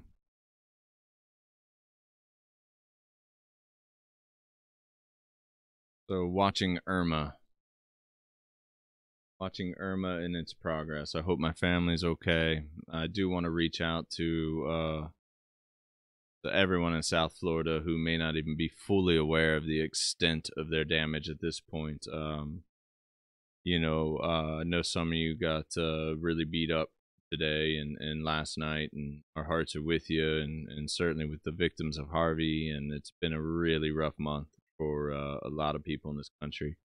So, and our hearts and minds go out for sure. I'm gonna reach out to my parents and my grandmothers and my aunt stuck in Orlando at the Disney resort riding out this storm. I've not had a chance to check on any storm surge data or anything in their part of the world, so hopefully when we get done the podcast, I'll check the news and we'll have some good news on that. And Jay's back. I feel so much better now. Yeah, the end of the work is a hard concept for, I think, for anybody of this generation. I mean, look, all I know is, as an American, if I do not go to work every day and come back and then do it again the next day, I am not gonna eat. Well, I'm certainly not feeling like a responsible human being, but I think there's another way of looking at it. I could give a shit, to be honest. Well, no. It's not true. The bills and the mortgage, you know, I've got the studio to pay for, I've got the house to pay for, right? Yeah. These things don't, I mean, we're a single income family. My wife does a lot, like a lot, you know, arguably more than I do. Right. But actually, I'm not even sure that's arguable. But, you know, we're a single income family. So, also my books are so far out, I can't imagine just waking up one morning and not going to work, right? That's going to cause someone to be very pissed off at me. Right. That's been waiting for me for 8 for 6 months, right? Yeah, whatever. So, you know, for me, other cultures do this differently. You know, I hear stories of, you know, everyone shutting down for like a siesta quick, you know, in the middle of the day so that they can get like a couple sips in and nap under a tree, right? I don't know. You know, I've never been involved with one. It sounds amazing. It does sound so much better, doesn't it? It sounds so much better. We were talking back in at one of my previous employers. One of our guys lived in London, right? And so he would come over every now and again to the U.S. just, you know, for training or whatever. Guy Neil, and I loved him to death, man. Neil was a great guy. We used to go out drinking and had a lot of good times together. My guess is he thought we were nuts. He absolutely thought we were completely and utterly insane. We would go out to a restaurant, and this was the funniest thing to me. We go out to a restaurant, and he'd order a burger, and he'd be like, "What the fuck, man?" It's as big as his head. Right. I mean, he's a thin dude, right? Like I'm, you know, at this point I had already ballooned up. I got out of the military and started eating fucking everything I could see, you know. So I got nice and plump right out of the military. And so my heavy ass is sitting next to him with fucking grease all over my face, like, what's wrong? And he's like, dude, what's this? What's with the size of this fucking food? I am not going to be able to eat all of this. And I was like, but you don't want all of that? Like, kid, you know, don't throw it out. I mean, fat kid hungry. I mean, I will eat that shit. But yeah. So, I don't even remember what my original point is. He would come over and he would be like, "What? We're not going out to lunch? We're not going to have a beer?" Like that was his thing. And they go to the pub, they have a beer, they'd have lunch, and they relax, and then, you know, take a break for a minute, you know, and just fucking relax. And then they go back to work. Yeah. Everybody's in a better mood, and everybody's kind of much more easy to deal with when you're... we pull farther away from that every year. Right? Oh, and you know, I'm not so naive to know that the worldview of the size of our burgers isn't kind of embarrassing, right? Oh, yeah, I mean, absolutely. But also being a part of this my entire life, you know, I don't know. I think we work too fucking hard is what I think the problem is. I think we've been working too fucking hard for the last like 40 years or so. Everybody's fucking burned out. Yeah. Because I know the norm for a lot of people that I talk to on a pretty fucking regular basis. The norm is to eat at your desk. You go down, you grab something to eat, or you bring it in yourself. You sit at your desk and you fucking eat. Well, this and actually that sucks, man. This actually is interesting to me because, you know, most states, I believe all of them, have this sort of law. If your employees work X amount of hours, they are afforded a break of some extent of time. I gave all that up when I started my own business. Oh yeah, absolutely. Right? Because a lunch break doesn't happen. It just doesn't happen for me. I mean, I do 9 to 12 hours. Right. And you actually brought up, I never really thought of it. I think it was you brought it up maybe a week or so ago. Said pretty much fasting all the time. Yeah. You know, and it's never really thought of it that way. For me, I've got X amount of hours in a day. I've got X amount to accomplish that I've promised somebody in my business, right? I mean, it's you know, my guys eat lunch, you know, and that's okay. I just I can't stop in the middle of a 6-hour tattoo and just say, hey, you're gonna have to sit there for 30 minutes because I need to eat something, right? Because then you come back onto that piece and it sends them through the ceiling. Their bodies have time to sort of adjust. So it's not even We've taken 10-minute breaks before and come back and been right. So it's part of my process. If we take a break on tattoo, I try to keep it under 4 minutes, right? Because it just otherwise it starts to get really just doesn't have the effect. No. So but for me, I see no other choice, and that's mine. I signed up for that. I started my business, right, knowing what I was getting into, right? But you're right. I mean, people eat while they're working. A lot of times, you see this happen, right? I mean, but how many UPS drivers you see driving on this street with a sandwich in their hand? Yeah. So that's it. I mean, the workforce, to your point earlier, is way different. People aren't working places for 30 years anymore. We're a lot of people are getting paid less. They're offered less breaks. I mean, we're getting farther away from this every single year, right? And I don't know that America can stop that. Stop what? The constant. Yeah, until I think it well, I don't think we could intervene in it, is what I'm saying. I think naturally, like we said, I think it's going to stop at some point as there's less jobs available.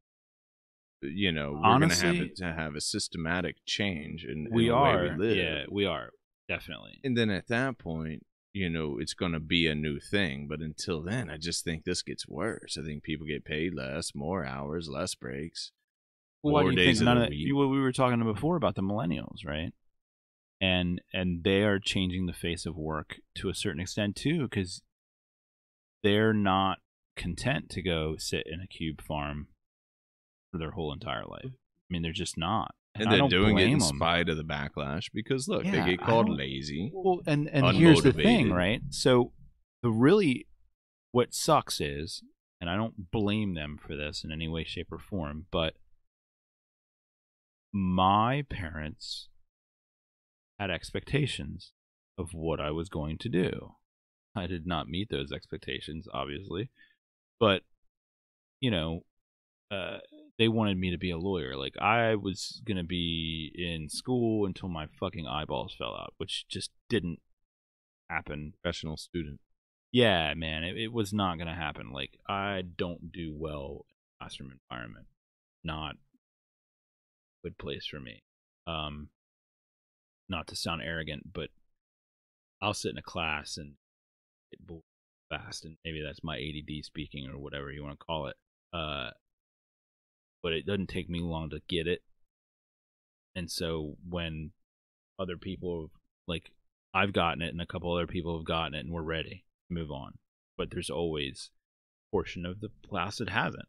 So for me, school was excruciating in that way because I would understand it and then they'd have to explain it again to somebody else. But meantime, I'm sitting there not able to block that conversation out. I guess it's, and this is, again, probably a function of whatever fucked up nonsense is going on in my brain, but I can't block that out.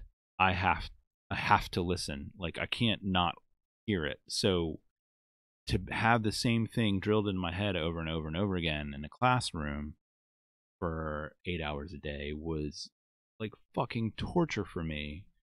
And then I got to college and it was just like, oh, so instead of a 45-minute class, I got here for an hour and a half. This motherfucker talk. Oh, and you want me to write a 500-page paper on stuff that never gonna matter to me. Okay, yeah, not gonna go well. And it didn't. It did not go well for me at all. So it's my voyage on the USS Blue Ridge. Military. Yeah. So, I think a lot of things are going to have to change. I think we're going to have to change the way that we're learning, and I think that the schools in my area are doing a really good job with that, as far as changing it up and teaching kids in a more pertinent way to the world that they're going into. believe it or not, my 10-year-old's getting a laptop from school. I'm not paying for that. Well, I am paying for it, but I'm not paying for it directly. I'm indirectly paying for it. But they get a laptop, and this is a laptop that they're going to carry through school, right, until they get to high school, or until they retire them and recycle them and do whatever they're going to do. But he's going to have it for a while. You know, he's going to have it for a couple of years. I think that that's good in the sense that they're learning to use the tool that they're going to be using for the rest of their life. Sure. They're trying to teach them, you know, responsible internet citizenship and stuff like that. And I think it's good. I mean, this is just my area, and this is just the things that I've seen in my school district that I live in. I think that the school district that I live in is making a real positive effort to teach the kids what they need to know to survive in the world that's coming. I think that my school district is not the norm. No, it's not. But I think it's good what they're doing. I think that we have made some really serious errors in the education system last decade or so. Agreed. Yours is not the norm. The norm is we have underpaid teachers that can't even teach the way they want to. I know quite a few teachers. I have a lot of them as clients. Yeah, my sister's a teacher, right? Or was a teacher. You know, and they're not able. You know, we watch all these movies where teachers get real creative and really change the minds of young ones, and it's great on the movies, right? But we live in a world where you have to teach to the dumbest kid in the room. Yep. Right? And that to me is ass backwards. I understand where the heart was behind No Child Left Behind, right? And I understand that.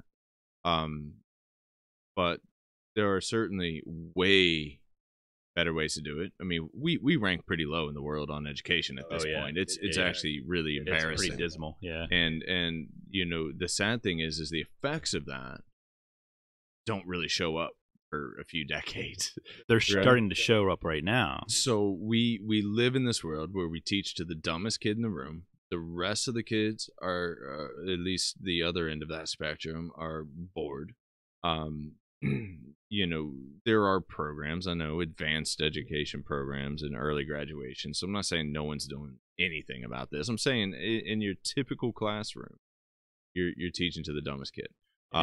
You're also teaching them really dumb stuff, and you don't have a choice, right? I mean, look, I don't want to go on some hour-long rant about Common Core math, but here's Common Core math. Right? If I want to go to my next-door neighbor's house, I could walk out my front door, take a right, and I can be there. Right. Or I can take a left, go down a block, take a right, go down 2 blocks, take a right, and then another right, and I'll still end up at my neighbor's house. Yeah. In some fucked up way. Right. I gotta show my work.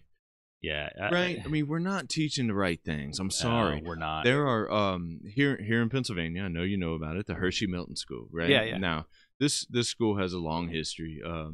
You know, Hershey, I believe 60 million or 60. You know what? I don't even know the number. I'm gonna sound like an idiot here. It was an exorbitant amount of money, amazing amount of money that he left behind to take care of initially kids without a lot of opportunity. Right. And this is a boarding school. And what they do, we actually explored this years ago with merely presenting our kids with the option to go there if they wanted to. Not that we would ever force them to do so, but just give them the option. The reason we wanted to give them an option was it was really, really a special place, in my opinion, for education. I mean, these guys, they're outside the state-bound laws of you have to teach Common Core math. Right.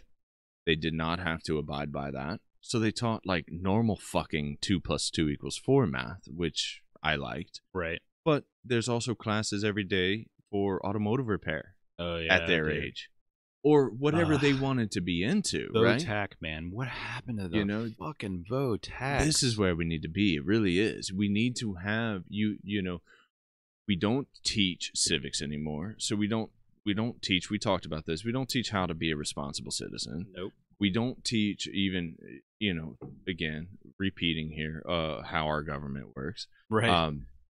So now you have to be interested in politics to know how it works. Who the fuck is interested in politics at that age? Right. You need to be taught that.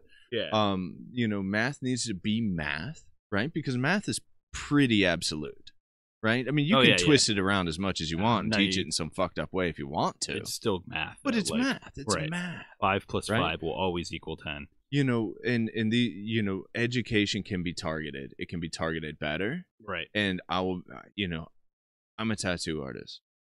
I do something I believe is special. I think it's been a very, very, we've been doing this to ourselves for 10,000 years. There's something special about it. Right. I don't know that I can tell you exactly what it is. Yeah, but there's definitely something to there. It. Yeah. My clients, which, you certainly happen to be one of. I mean, we hang out and we figure out art, we figure out problems, we do it in like this kind of fun way, I'd hope. That hurts. Yeah, and it's. But here's my point. I want to be careful here, but I get paid way more than teachers, nurses, you name it. Right. I don't want to rock that boat too much because I got bills to pay. Right. But what I do is special, and people choose to come to me or not. I don't force anybody ever, right? But we do not pay our teachers enough. We do not allow them. A lot of our teachers are really, really creative people and have their own deep. You and I are deep thinkers. Mm-hmm. We're kind of all over the place with that. Yeah. It spans a lot of stuff. Right. The teachers I know are deep thinkers when it comes to education, when it comes to how to get through to a 12-year-old in a way that's important and is really going to teach them. Yeah. And help them. And they're not allowed to do it. They're handcuffed to their own chairs. Oh, I know. Every day. My sister's a teacher and has been for a really long time. She's not a teacher anymore. She's moved up into more of a administration counselor role. Okay. So she's doing more counseling and guidance kind of stuff now. But she taught special ed for years. And that thankless position. That is one of the most thankless things I've ever seen another human being do. I mean, when you're changing diapers on an 18-year-old kid, okay, through no fault of his own, but yet, this is part of your daily life, man. I can't count the number of times she's been bit. I mean, when was the last time you were bit by another human being? I mean, it's been a long time since I've been bit, She's been bit, like, hard. Like, she's got these kids who have these difficulties, and, again, it's not their fault, but, like, why would you pay someone like that who deals with that on a daily basis and really deals with these kids just as much as the parents do? Why would you pay them a pittance? You know what I mean? What kind of people are you going to attract by paying just this garbage amount of money where they have a hard time, like, existing? I mean, teachers are fucking poor, man. Like, that's ridiculous. It's ridiculous that teachers are poor. There's no way you got this person that you want to help make your child into a decent human being, and yet you value them so little that you're not even going to give them the benefit of the doubt sometimes on maybe, hey, this person has educated themselves for at least 4 years. Probably a lot of these teachers have go farther with the education than they necessarily have to, just because of the love of doing it. But you have these highly educated people, and then you have politicians dictating to them how to teach stuff. And that just, it's like me coming into your studio and being like, oh, Andy, man, you're doing this all wrong. You'd fucking laugh at me and boot my ass right out, right? I mean, that's stupidity right there. Right. And honestly, I think that the teachers should too. Just as an organization, I think they should laugh at the politicians, and I think that they should stop what they're doing until something changes. It doesn't help the kids, I get that, but education reform, right, is going to have to come from the educators.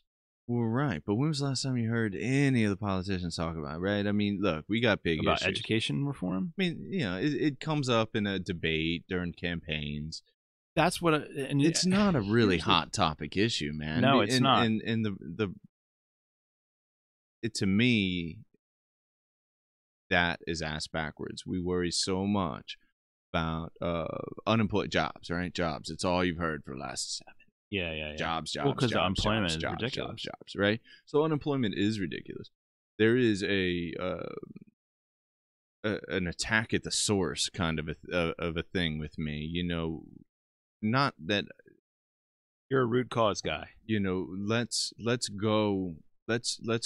put it into education. Let's let the next generation come into it with enough fucking brains in their head to start to smooth, not even just unemployment. Unemployment is one thing I brought up, right? There's not enough attention paid to educating the young. I mean, I have two kids, 12 and 15. They take it upon themselves to learn what they're going to learn outside of school. I mean, they're sharp kids, right? And we've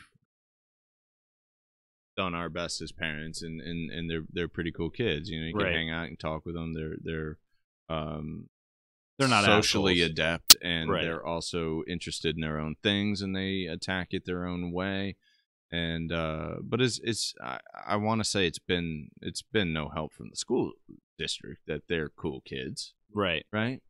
In my opinion, I mean, they've gotten to see they've gotten to experience a lot of adversity and silly politics on their own at that level, right? Yeah.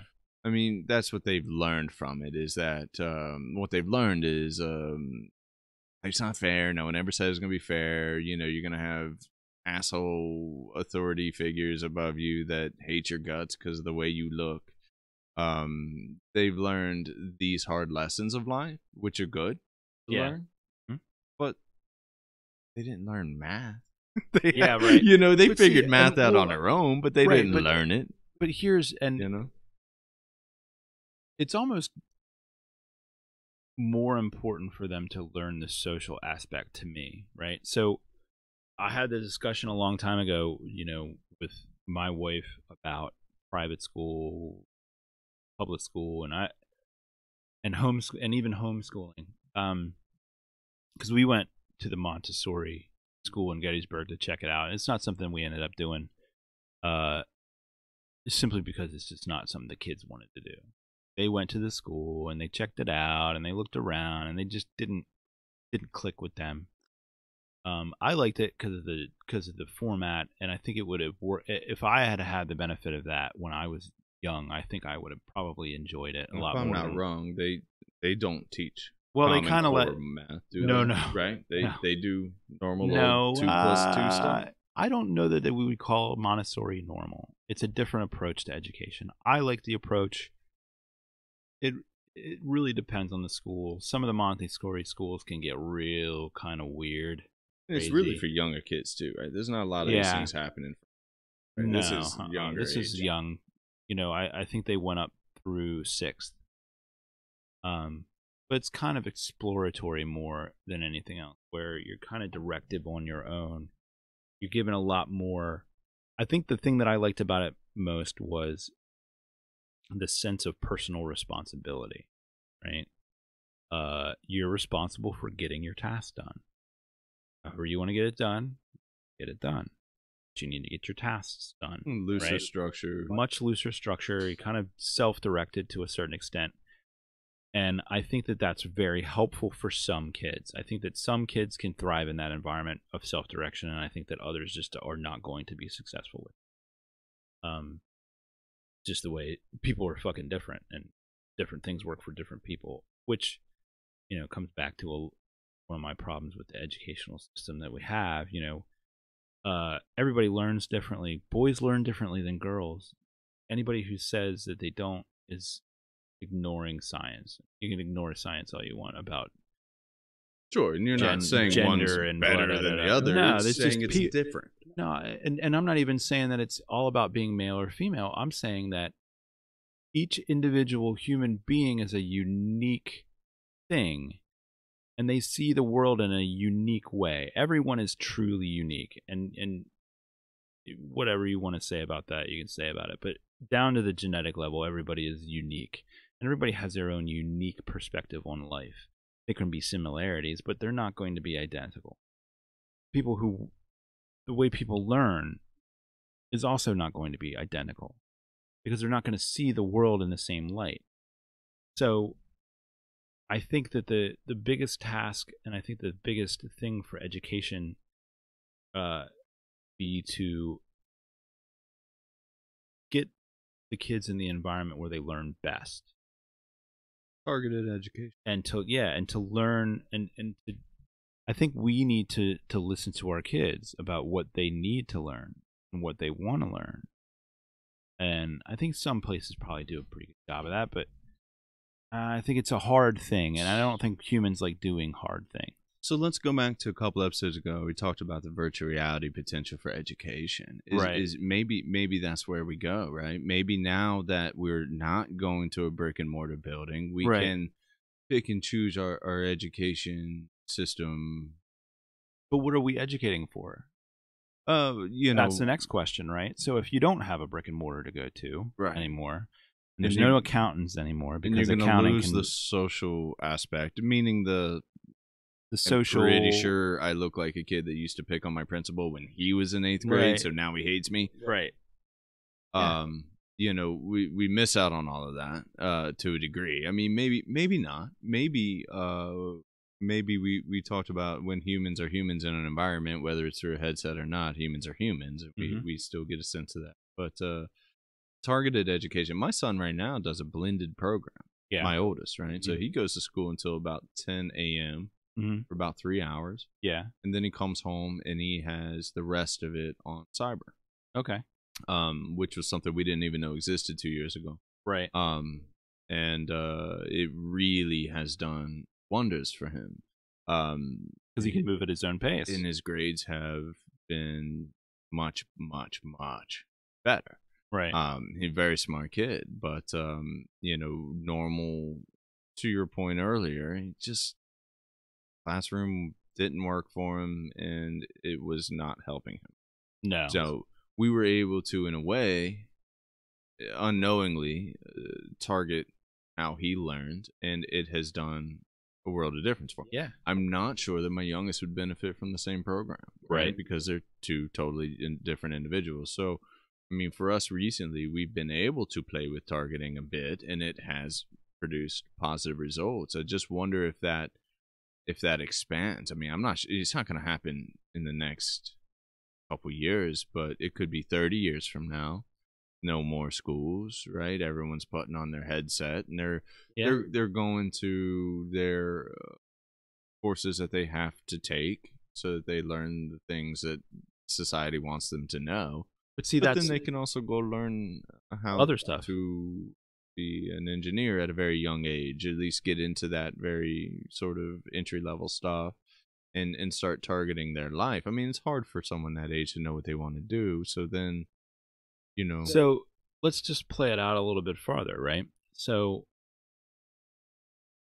I'm been having kind of this existential crisis alone in my head for the last couple months, right? What do I tell my kids to pursue, right? How do I couch this for them so that they can kind of like figure out where they're gonna go. Because my kids are much younger. I got a 10-year-old and an 8-year-old, and so the world that they're going to be entering into is extremely different than the one that I did. It was, for me, it was go to college and get a job. Go to the military. There really wasn't a choice for me. Different personally. households. Yeah, it was a different household, right? My household was, not are you going to college, but what college are you going to, right? So, I mean, both my sisters went to college and got degrees and stuff like that. I'm the only one of them that hasn't gotten one. I don't really give a shit, to be honest. I'm 42 years old. That ship has sailed. I probably could go and get a degree if I wanted to, based on the experience that I have.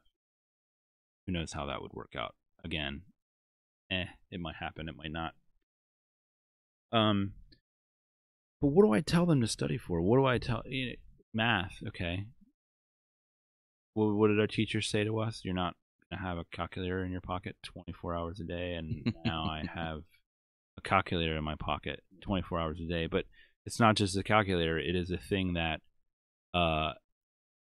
pretty much gives me just about any information I would want to know. Everything, right? So, why are we studying math? Right? Because what math are we going to have to do? Okay, well, maybe we should be studying how to balance a checkbook, or manage your money, or to do a budget, or to sew your fucking clothes, or how to fix a fucking washing machine when it breaks, right? These are the things that are actually useful shit for an adult, right? Yeah. How to cook, how to clean a house, how to keep a bathroom clean, sanitary fucking whatever, food prep, things like that. I mean, I think one would argue that that's, some of that stuff should be on the parents. Absolutely. Right. 100%. And I think a lot of that stuff should be taught through example. Right. I mean, absolutely. We've always been honest with our kids about, our budget, and why we do the things we do. I did not, when I had the conversation with my boys, which I've had multiple times, about what they should do, or not even what they should do, because that's the opposite of the way it went. Right. But I did not push them towards college. Right. What I told them was, if you want to be certain things at this point in time, you have to go to college to be certain things, right? And it's got to be somewhat confusing to them. I didn't. You're one step ahead of me, that you actually sat in a college classroom once. I can tell you this: anytime I was ever on a campus, I was not supposed to be there, right? And probably got kicked off, right? Yeah. The times I got caught. Here's the thing: I do really well for myself. I'm comfortable. Yeah. Never went to college, and my kids know that. So,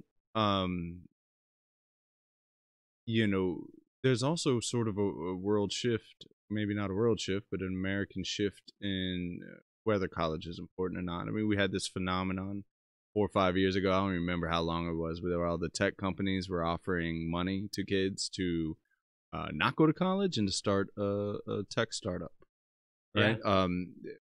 That was, well, it was important enough that I heard about it, so people were talking about that. And a 17-year-old that owns a Ferrari from YouTube because he has 5 billion followers. Right. He could buy a college. I don't think he's ever going to go to it. Right. Right. I mean, we're going to find our way around. I mean, colleges are major money institutions. They are a lot of times corrupt in how they recruit human beings, and it's how not they. Only that, man, but I mean, and we're gonna have.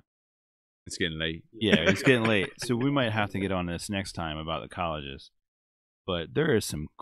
I don't know how in touch you are with it, but I'm not that in touch with it either. But I've heard some crazy fucking shit going on in some of these colleges right now.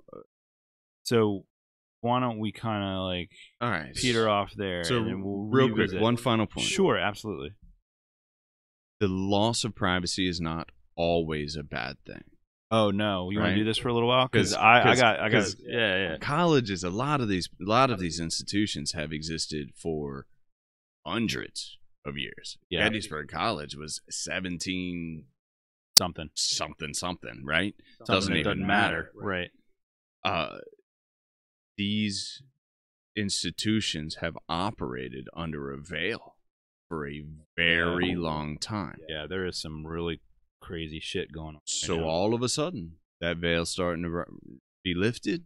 Yep. Information is flying. Yep. People are starting to realize the system as it is set up. It doesn't even really matter what that piece of paper at the end and the name of the college above it, right? I mean, that's what you're buying. Yeah. Right? You're buying that piece of paper. But young people, that young generation that is so lazy, so unmotivated. I don't believe these things. I'm right. Yeah. Quoting. Right. Are figuring out a way around it, laughing in the face of it. Yeah. And going to be just fine because of it. Now, all going to have Ferraris. I don't even want a Ferrari. I'm sure they're nice. But this whole, if you want to be successful, you have to go to a good college. I think it's going to fade away. Well, and I think that the definition of success is changing too. I think that there's definitely a contingent of us that have decided that the measure of success is not necessarily the size of your bank account, but how much you're enjoying your life. I agree. Right? And I think that we need to come up with a much healthier gauge for what success is, right? My personal definition of success has nothing to do with money. It has everything to do with, am I enjoying what I'm doing? And I don't get to do as many of the. I don't get to live kind of that way as much as I'd like to. I think that the people who do get to live that way, I think that there are a lot of them who really do kind of understand how special that is. But I think there's a lot of them that just don't get how special it is to be able to kind of do the things you enjoy on the regular, like for a living, and and I think that everybody's kind of chafing at the reins right now. Again, not really something I want to get into. We started with the privacy thing, and then we're going to cut it out. So I'll stick to the point. I think that the erosion of privacy has some definite good points to it. One of them being that these motherfucker politicians can't hide anymore. Okay? And I'm not talking about the good ones. I'm not talking about the very few who are really there to actually do something fucking worthwhile. I'm talking about the thieves and crooks that we all know fucking reside in there. Okay? They're coming to light, and it's good. You can't hide that shit anymore. Right? Good. I don't want you to hide it. Your little dirty backroom fucking deals. I understand that that's the way it has to go sometimes. I get that. That there's a certain level of it that's tolerable, and there's a certain level that it's not. Okay? Especially with me and the money and the things that we've heard about this whole pay-to-play bullshit that's been going on for time immemorial, but it's all coming to light now. And so people are starting to realize. Well, and that's all it takes, right? Because you if you want to govern the way you want to govern versus the way your constituents want you to govern, then you have to do it under a veil of secrecy. You have to scare people. You have to make them believe that they need you more than you need them. Right. And that's going to lift because we, as the people, are becoming more empowered and more knowledgeable. And they can't hide from us anymore. No. And it's not even everybody. It's just there's so many people out there watching everything now. And these little things have been both the bane of our existence and the savior of some of our existence, because it keeps people from doing stupid shit sometimes. It makes people do stupid shit sometimes, but it also keeps people from doing stupid shit sometimes. By the time we figure out how to control ourselves on those things, it's going to be something new. Well, by the time we figure out how to control ourselves on these things, they won't even be there anymore. It'll be something else. You want to end it at that? Yeah, man. All right. This is us. We're out for the night. Like and subscribe. Stay safe.